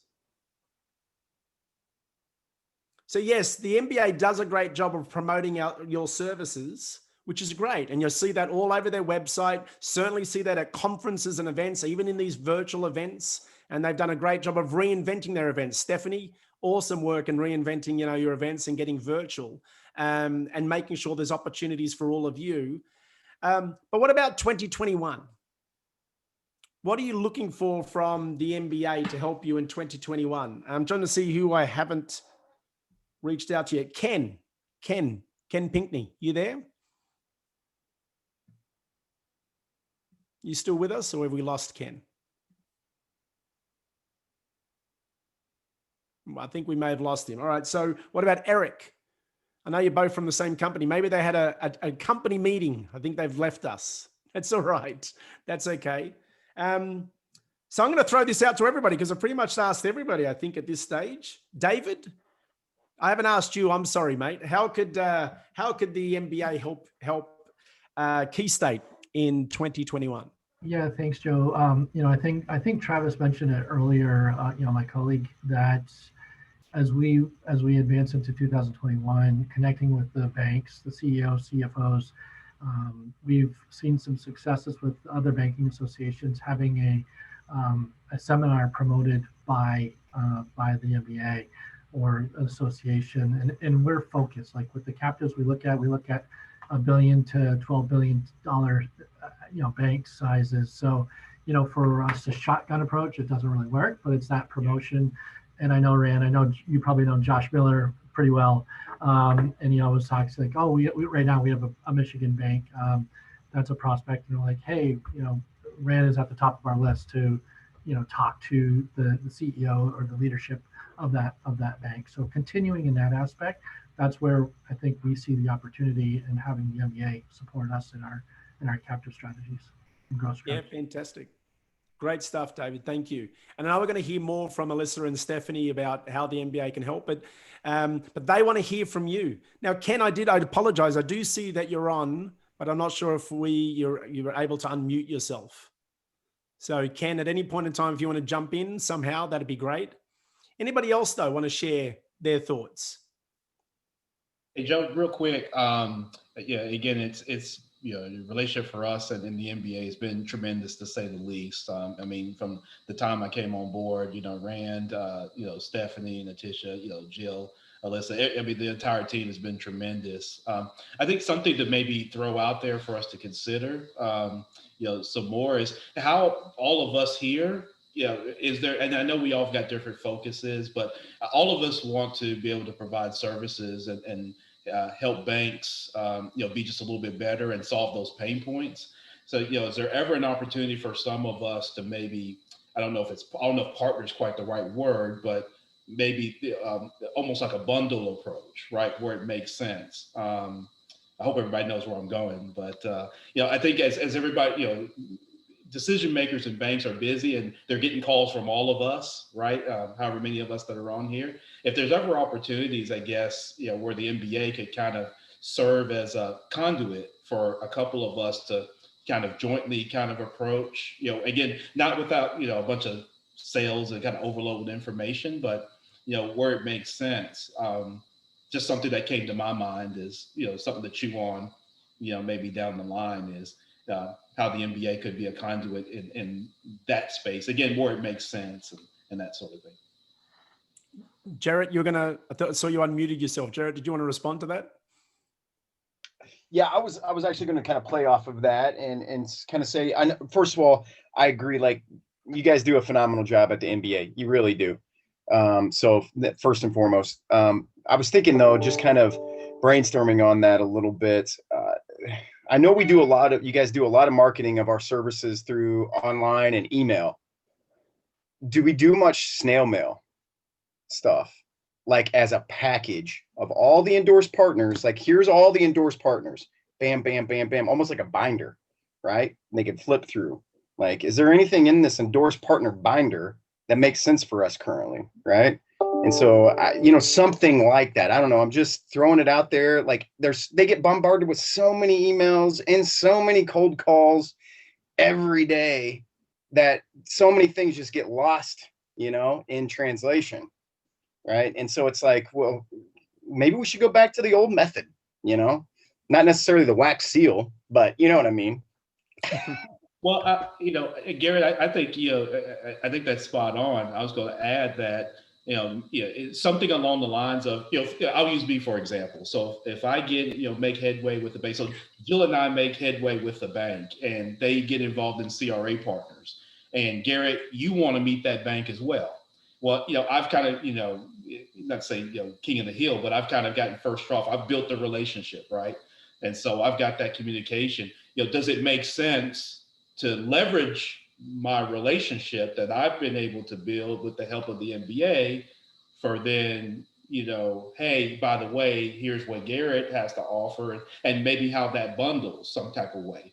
So even in reverse, let's just say that's reverse, Garrett. So you make that right into the bank, and I come behind you and say, hey, by you doing business with Garrett, I'll provide this for you as a value add from my program, right? So there's some kind of value from leveraging Garrett's initial relationship, because Garrett, you're right. What happens is you get one bank CEO, and then all of us are trying to call to make that headway with that one CEO or that one CFO, or if for me, CRA officer. So, again, where that makes sense, I'm not trying to step on toes, but I think maybe where there's some opportunity with that, I think we all play nice enough in the sandbox that we could make something like that work, and it could be a benefit to leveraging. So then the CEO doesn't feel like they're getting all these calls. They're getting this added benefit where I say, okay, I'll add an additional value to my program because of your relationship with Gary, or your relationship with Sharon, or your relationship with Joellen, right? So I think, so sorry to interrupt, I'll just cut in there. I'm also conscious of time, but I think it makes perfect sense, Ron. And I think the key is that, so I think this is the first step to a forum like that. Like the MBA has set this up for us. And so why not meet together as endorsed partners on a regular basis, bi-monthly, quarterly, monthly even. This could be our own personal BNI. But the only way it works is we got to build that trust with each other. I got to know exactly what problems Jarrett and Ron can solve for my banking clients, and then can introduce them, right? And so I think, Jarrett's idea is great with putting something together, but also this is a great forum to start that. And the MBA has started that, and we obviously would continue to have the MBA involved. So great ideas. And before we finish up though, Sharon, I noticed that I hadn't brought you into any of the conversation, so I apologize. Just before we hand over to the MBA, or hand back to the MBA, any thoughts? Because it'd be a nice segue. Any thoughts on other ways that the MBA can help? No, I was going to make a comment earlier on, just thinking aloud how they've helped us in, last year and through this year. And I know we're also focused as salespeople to obviously find out how we can help our clients and such. But what I appreciate, Jill coming to me and going, Sharon, you got to be a little bit more sensitive about this, or bringing it more down to the personal level so that we're not bombarding them at sensitive times, or just overwhelming them with certain things when she has another inside, person that she's heard from. So again, just appreciate all the help and insight they give us just from another direction and a different level. Yeah. The only other thing I was going to say is, and I haven't done it personally at Harlan Clark, but one of the things that some of the sales reps have done is to be creative, like we were saying, and Garrett talking about snail mail, but we do direct mail in our company for our clients, but to reach some of our prospects, to do what we call more of a digital greeting card, where you can just do a short snippet, high level, approach to how you've helped other banks in Michigan area, and trying to get that first appointment where you're making a video, they're seeing you as a person like we are seeing each other. And again, just doing something different and creative out of the box, well, they'll look at it and maybe get you that first appointment, especially with prospects. Yeah, love So it. can you expand? Sorry, Joe. Can you expand on that a little bit, Sharon? The digital greeting card. So it's literally like just like it's got a little hard drive in it, basically, and it just plays Yeah. like a quick video. Is that all it is? Yes, I'm sorry, mine's still in my package over here, but we just got them. But a couple of reps have tried it out. I'm lucky that I've been in my same marketplace forever. So anyways, I kind of have a little bit of background, but people that are new to a market and they don't know, your face or anything, they've been trying it more in those territories at first to see how that's been going. And, one rep in the Chicago area tried and then sent this digital card. Yeah. And the guy connected and just, said, maybe now's not the time, but maybe X will be. Cool. And then you If I could follow it up expand from that there. with you just a little bit more, how much does a digital card, like, are Jared, they expensive? Do they get sent back, or how does that work? Jared, can I just interrupt for a quick second? I hope you guys don't mind. No, I think this is a great conversation to take offline. If anybody else is interested, I'm just conscious of time. And Jill, I hope you're okay with that too, because I'm just conscious of time. And the MBA's got some great stuff. So apologies, sincere apologies. This is great stuff, Sharon. But you all know each other. We've all connected. If we want to set up another session like this, let's do that. But let's share more of those ideas, please. Thank you. And again, sorry to cut you off because that was an excellent idea. All right, so thank you. Thank you all for your contributions. Hopefully you all took some notes. I know I certainly did. I was scribbling away like a madman. So, and we can all certainly learn from each other. And I think we're going to share some more of those ideas in a moment, but just conscious of everybody's time, I'd love to, hand back to Jill. And I know we're going to hear some great stuff from Alyssa and Stephanie about how the MBA can further help us. You guys, I can't thank you enough. I was doing the same thing, lots of notes, great ideas.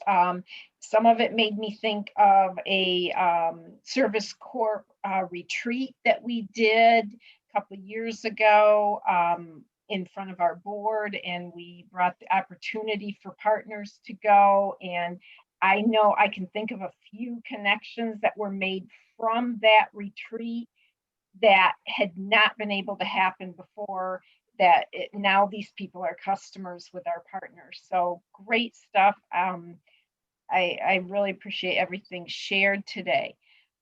Thank you, Joe. Thank you, Natisha, for joining in on the DEI. And thank you to all of you for your great contributions. It's now my pleasure to hand over our meeting to my MBA esteemed leader in our communication and public relations area, Alyssa Harrison. So Alyssa. Well, thanks so much, Jill. Hi, everybody. As Jill said, I'm Alyssa Harrison. I've been with the MBA for 3 wonderful years, and I've had the pleasure to work with each and every one of you. So thank you so much for joining us today. So I just wanted to talk a little bit on how I can help you, how we can help you at the association. Today I heard a lot about let's get creative. I love to get creative. Poor Jill, she hears about all of my ideas all the time of what we can do and how excited I get to send out items on your behalf to our members. To get creative, these are some things that we have done, and stop me if you want to talk a little bit about these ideas that I've worked with some of you on. So first off, Jill, Natisha, and I, we love to feature you guys. So in our weekly MBA Bank Beats, which is formerly known as our bulletins, we have a special section of just our Service Corps endorsed partners. So if you guys have information, webinars, of any type of event, a new product, send them our way so we can get that added, so we can promote that for you. As well as sending a standalone email on your behalf. I know we've done it for SBS. Harlan Clark, if you have these new products, would be more than happy to send something on your behalf. We have our bi-monthly magazine, MBA Banking. You can purchase an ad in there. You can write an article for free. Again, send as much information as you can to me so I can help you. For an example, so I'm going to call Jared out here for a minute. SBS. SBS sends us a lot of great articles. Julia is wonderful, by the way, Jared. And our members, they like learning about SBS and they love learning about cybersecurity. So we actually have a column in our magazine called SBS Cyber Corner, and it features what's going on with SBS, and our members love it, and it has a lot of clicks, and we include it everywhere, social media, magazine, our bank beads. So that's just an example there. So to send your information. Social media, tag us. You have something going on. Again, reach out to me, let me know so I can include it in any of our social media outlets. And then mailing. I did write this down. I did hear you guys about snail mail. You know, we survey our members every year. In our membership survey, I always ask, like, how do you like to be?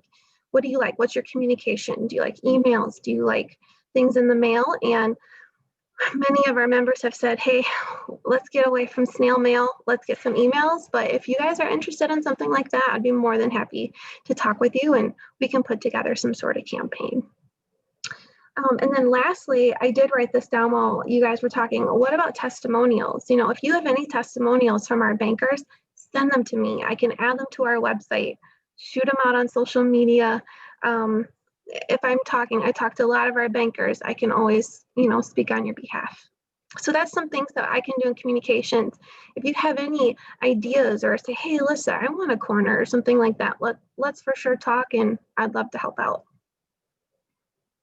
Any questions, comments? I have a comment. Yeah. So, you know, with everything that's been going on globally and that, you know, with the pandemic and civil unrest, it becomes super important to be authentic and to have heart and to have your energy invested in it. And I really feel it from all of you. So not to tug at a heartstring, but, you know, that's what's going to make the difference. And I think that's where banks are going to hear us and be interested in having conversations. It's going to boil down to the basics, where I think over the last few decades, it's been about the next shiny thing. And I think that even like the concept that we came up with our toolkit, just for those of you who don't know, we raised, and I don't want to hijack this, but I think it into your conversation. We raised 16 million at the local level in Michigan to fund housing for individuals that are at or below certain area median income levels, which feeds into building communities and strengthening communities, etc. And we decided that trophies and plaques don't matter anymore. People need to understand that diversity, equity, and inclusion is part of the fiber of our business and how to market things in a thoughtful, mindful, contributory way, if that's even a word. But I think that you've been great. And I think you've proven to us that you're very creative. So thank you. Thank you. And with those toolkits too, what we did is we had a full press toolkit, which included a special logo.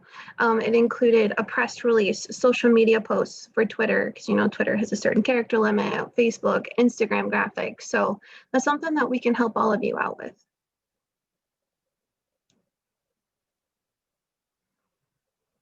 Thank you. I'm so glad you brought that up, Pam. I was actually thinking about that when Alyssa was talking. We've got amazing feedback from the banks. So many thank yous and appreciations for us promoting their investments in the community. And it's been great because we're working together with the bank saying, can we promote you in this way? And we get their applause for it. It's been fabulous. So thanks for bringing that up. Alyssa, I appreciate all that you do to help us with the partners, and thank you for sharing some ideas today. It's now with just as great of a pleasure, though, to have my also very well esteemed MBA leader in the education and membership area, Stephanie Fisher, share some of her suggestions for us to engage further. So thank you, Steph. Thanks, Jill. Welcome, everyone. I'm Stephanie Fisher with the Education and Events Department. I have been with MBA 10 years. And I work with our associate members to speak, to sponsor, to exhibit, participate in our events and in our training that we offer for our banks. I'm going to share my screen real quick and highlight things for you.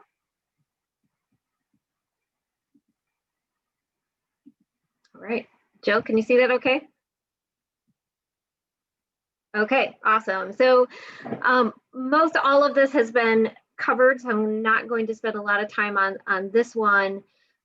Just can't reiterate enough the importance of getting at that podium, either if it's in person or virtual. We're happy to host a webinar for you. We've been offering webinars to our membership for free since March. It's a great resource, great value to them for their membership. So any hot topic, please send it my way. Articles, Alyssa mentioned that, it's been mentioned throughout. It's a great way to complement an upcoming session. So if you get the opportunity to speak at the BASC conference, you might want to submit an article as well, and make sure you plug that. You know, to learn more, see me at the BASC conference. Really gives you a lot of credibility with presenting education, not sales pitches at these events. So can't stress that enough. If you're comfortable with speaking, you should take the chance to get out there. Something that wasn't covered was, as an associate member, you have access to all of our training, to all of our continuing ed. You're looking at increasing your knowledge in any of the banking topics. We've got something for every little niche of banking. We're looking at launching a leadership series. We've got emerging leaders, women in banking. So if so, think about yourself or think about MBA for yourself and for your team. We're a resource for you there. Relationship building, that's been touched on many times. Jill's the queen of that. I'm here for you. Alyssa ran all of our team to help with introductions any way we can to help you connect with our bankers. Sponsoring and exhibiting is exclusive to our membership, so we don't open up our events for either of these opportunities to non-members. Volunteering on committees, that has not come up. We do have a committee that represents about every niche of the bank as well. They're the voice. They support us in legislation. They help us with our programming. They really help us lead our direction and our focus for the organization. And there are a number of committees that associate members and endorsed partners are welcome to. Cost savings on products and services, as you know of as well. All right, let me see if I can get my slides to advance here. All right, Jill, did it switch to the next one for you? Yes, I'm on the, whoop, there it just went. Education, the BSA. Okay, you're on events. Okay, excellent. So this is just a highlight of a number of events that we have coming up real quick, and I'll share this with you, a little bit of everything that I talked about. Some of our dates are still pending. We are renegotiating a lot of our events, looking at offering them virtually, and then hybrids, and then finally being able to get back to hosting in person. But this is just a little bit of a snapshot.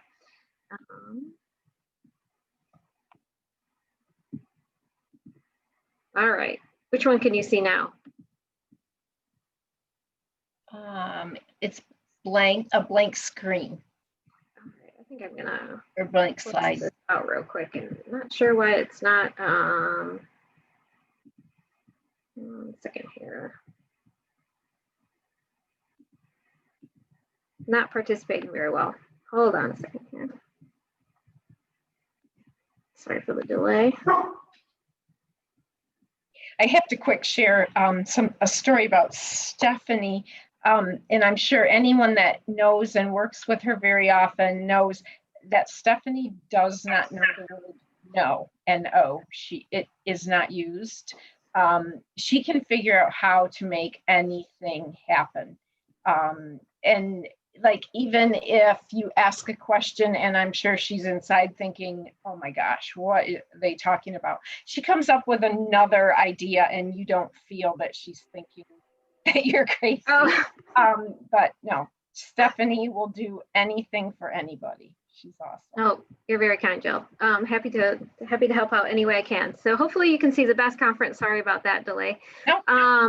So I want to make this announcement. Our BASC conference was supposed to be March 24th through 26th at Grand Traverse Resort in Traverse City. We have moved it to June 2 through 4. An official announcement will be going out. We're just going back and forth on some contract negotiation right now. But we will be offering this as a virtual event. It will be a condensed agenda. We want to be cognizant of all those people online and not have them online for a 3-day conference. And we're going to take all the safety precautions and all the measures to make sure that you are comfortable attending in person. If you are considering exhibiting, we will have a new floor plan. I will share that. A lot of safety measures have been implemented, one-way directional, one-way in, one-way out, ample spacing between booths. We're working with Artcraft, that's our pipe and drape provider. They do have a package that includes plexiglass, so that's a plus, and that will keep you even more safe. We're looking at doing a lot of other things throughout our agenda. Jill and I have been talking about a smoothie bar. Our Endorsed partners hosted our coffee bar last year, but you got to keep that immune system strong, so get that vitamin C into you. We're looking at morning walks, all of those things to keep you healthy. That will be our focus. Outdoor receptions, being later in the spring, early summer, we will be able to do more outdoors. They have a great covered tent for our outdoor receptions. We'll be doing our wine tastings, long games, and things outside as well, and adding on a golf outing. One thing we wanted to talk to you about real quick, we're kind of stealing this idea from ABA. They did offer a reduced registration for bankers at a 50% reduction if they would take 3 appointments with our Endorsed partners. So that would, those could be done in person if you were there, or virtual, and they don't have to be done during the conference dates, but they could be done before, during, or after. So we'll be following up with you as well on that.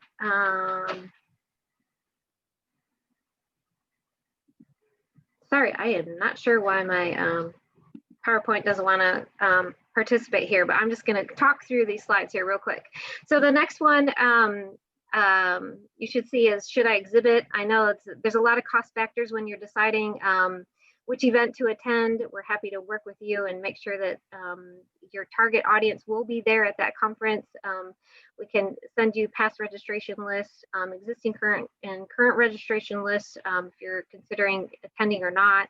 I know you have a lot of factors to weigh: cost, registration fees, travel, lodging, your time, the number of leads and follow-ups that you anticipate getting out of those. So we want to work with you and prepare you.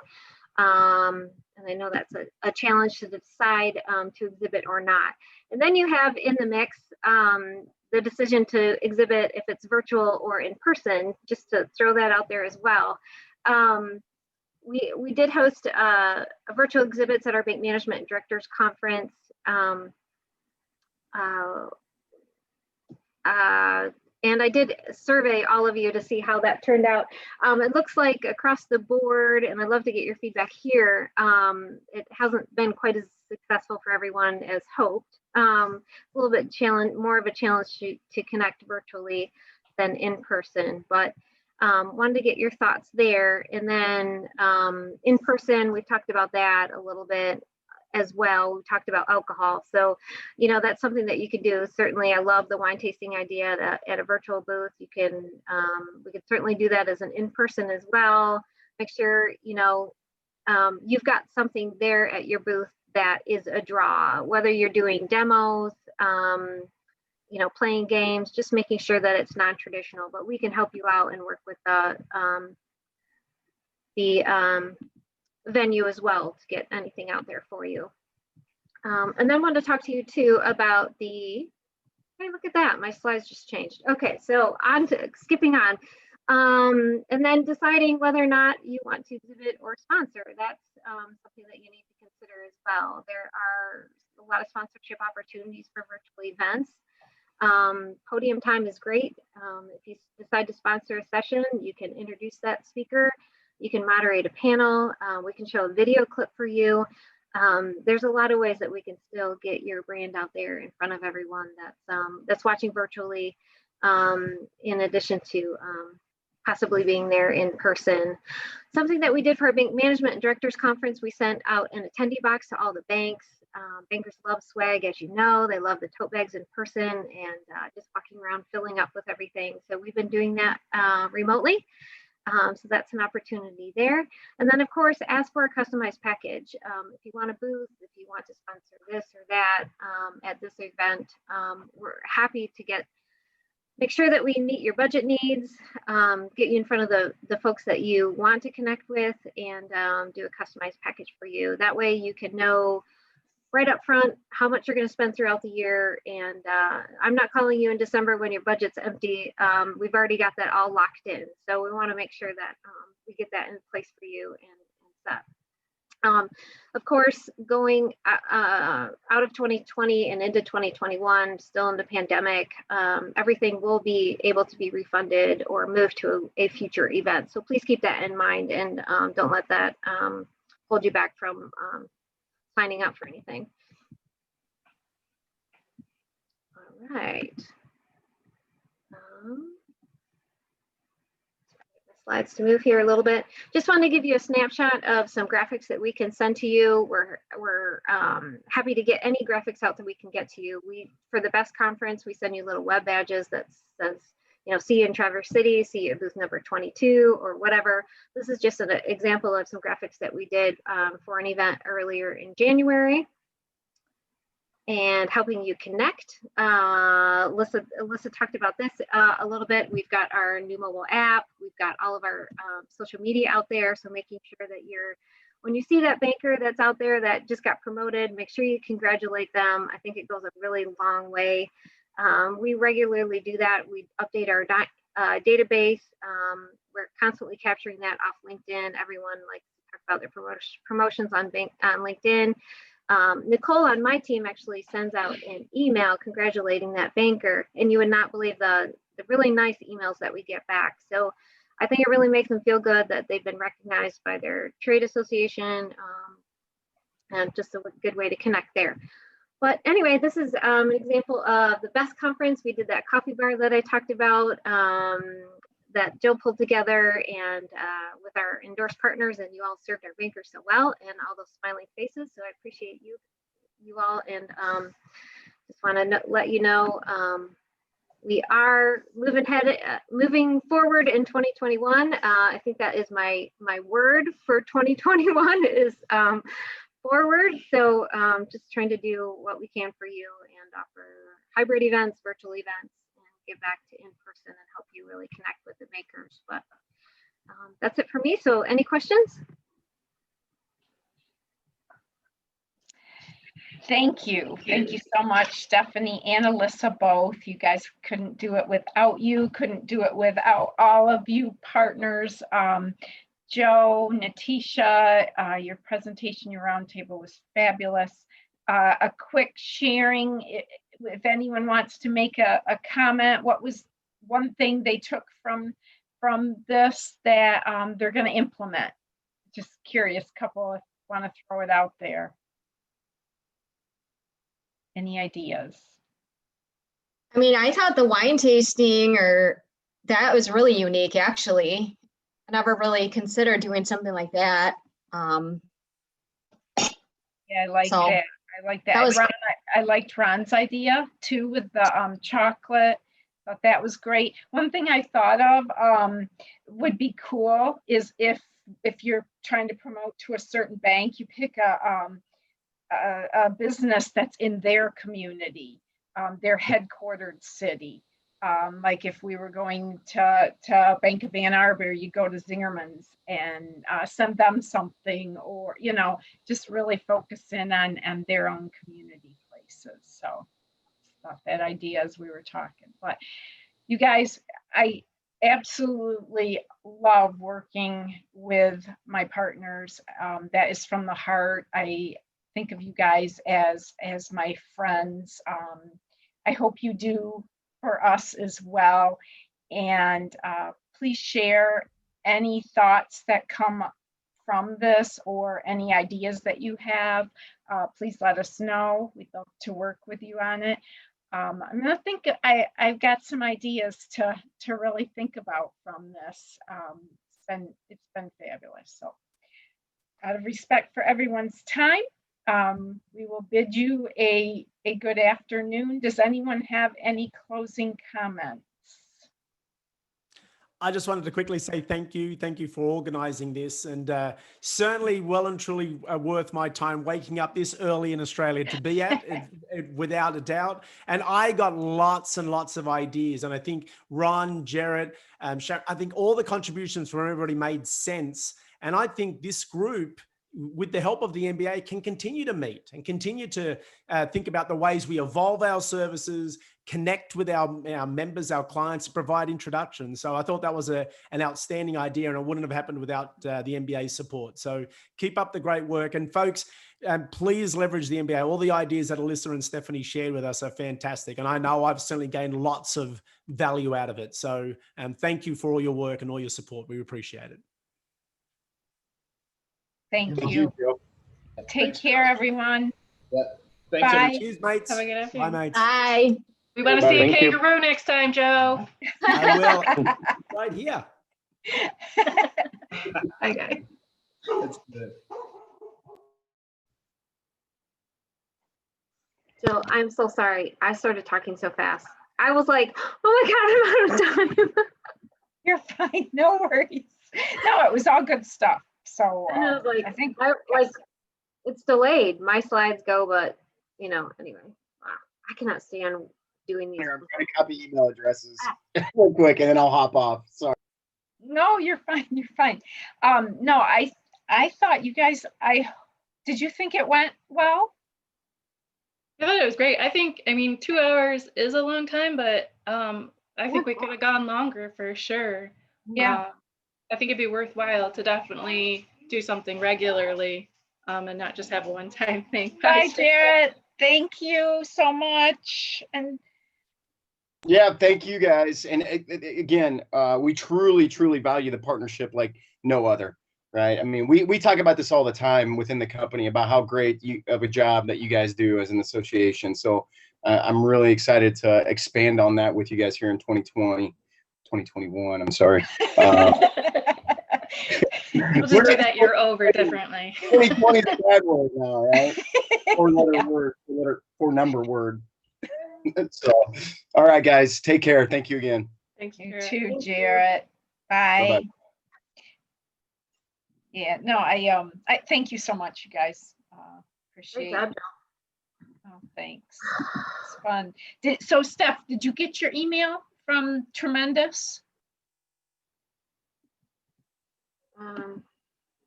Because I sent the staff one too. You did?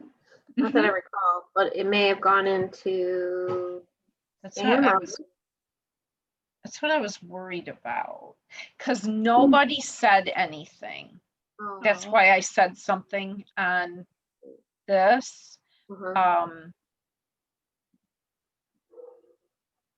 gonna add.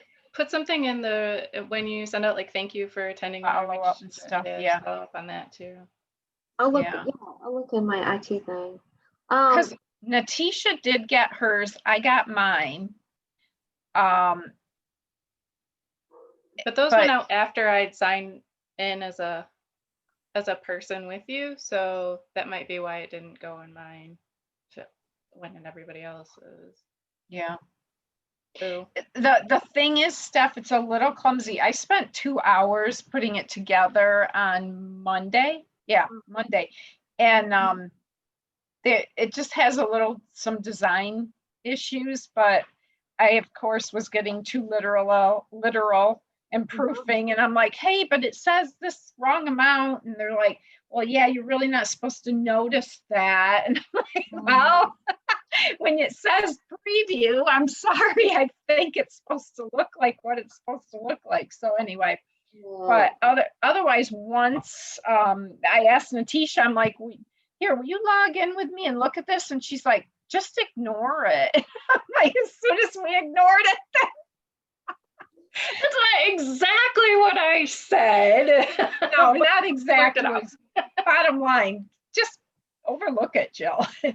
So anyway, but yeah, I thought it was cool though. I hope you can find it. If you can't, let me know, because I mean, we spent $10 for each person, and the thing that's so cool, you can pick charities. So even if you don't want to use the gift card, they've got 19 different charities you can send the money to. Oh, that's awesome. Isn't that cool? Yeah, that's super cool. So it's not in your spam. I'm just logging into that site because I'm sure my quarantine, but I'll let you know.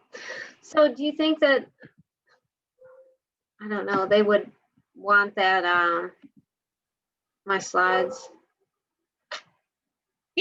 Yeah, let's share them. Yeah, I'll share them when I send out my thank you, and we're going to send out the notes from the meeting today.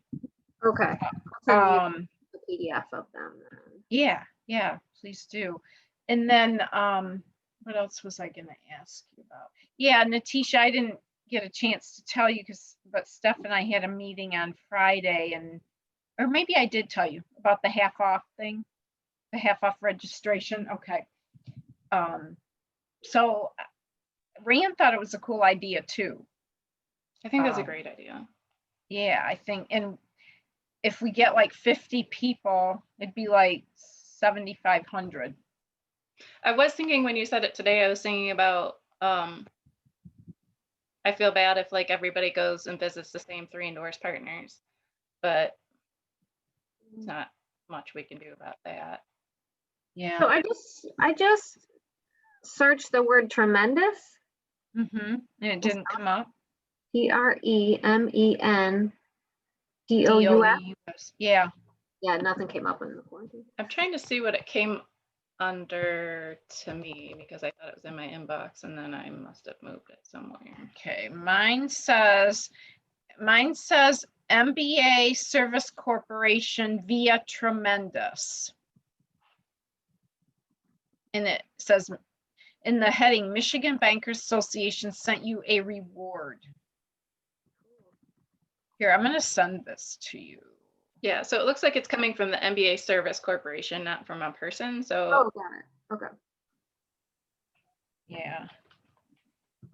I got mine at 9:38. Weird thing is that Alyssa didn't say anything either. And she usually like that's what made me think something's wrong. Because she usually says something right away, you know? Okay. I got your email. So cool. Yeah. That's so weird. Okay, well, I'm gonna send, no one said anything like, yes, we got them, no, we didn't. I mean, I did email Ann Cox because she was emailing with me and I just asked her, did you get it? And she goes, yeah, I did. This is really cool. So she's the only one that I have confirmation from.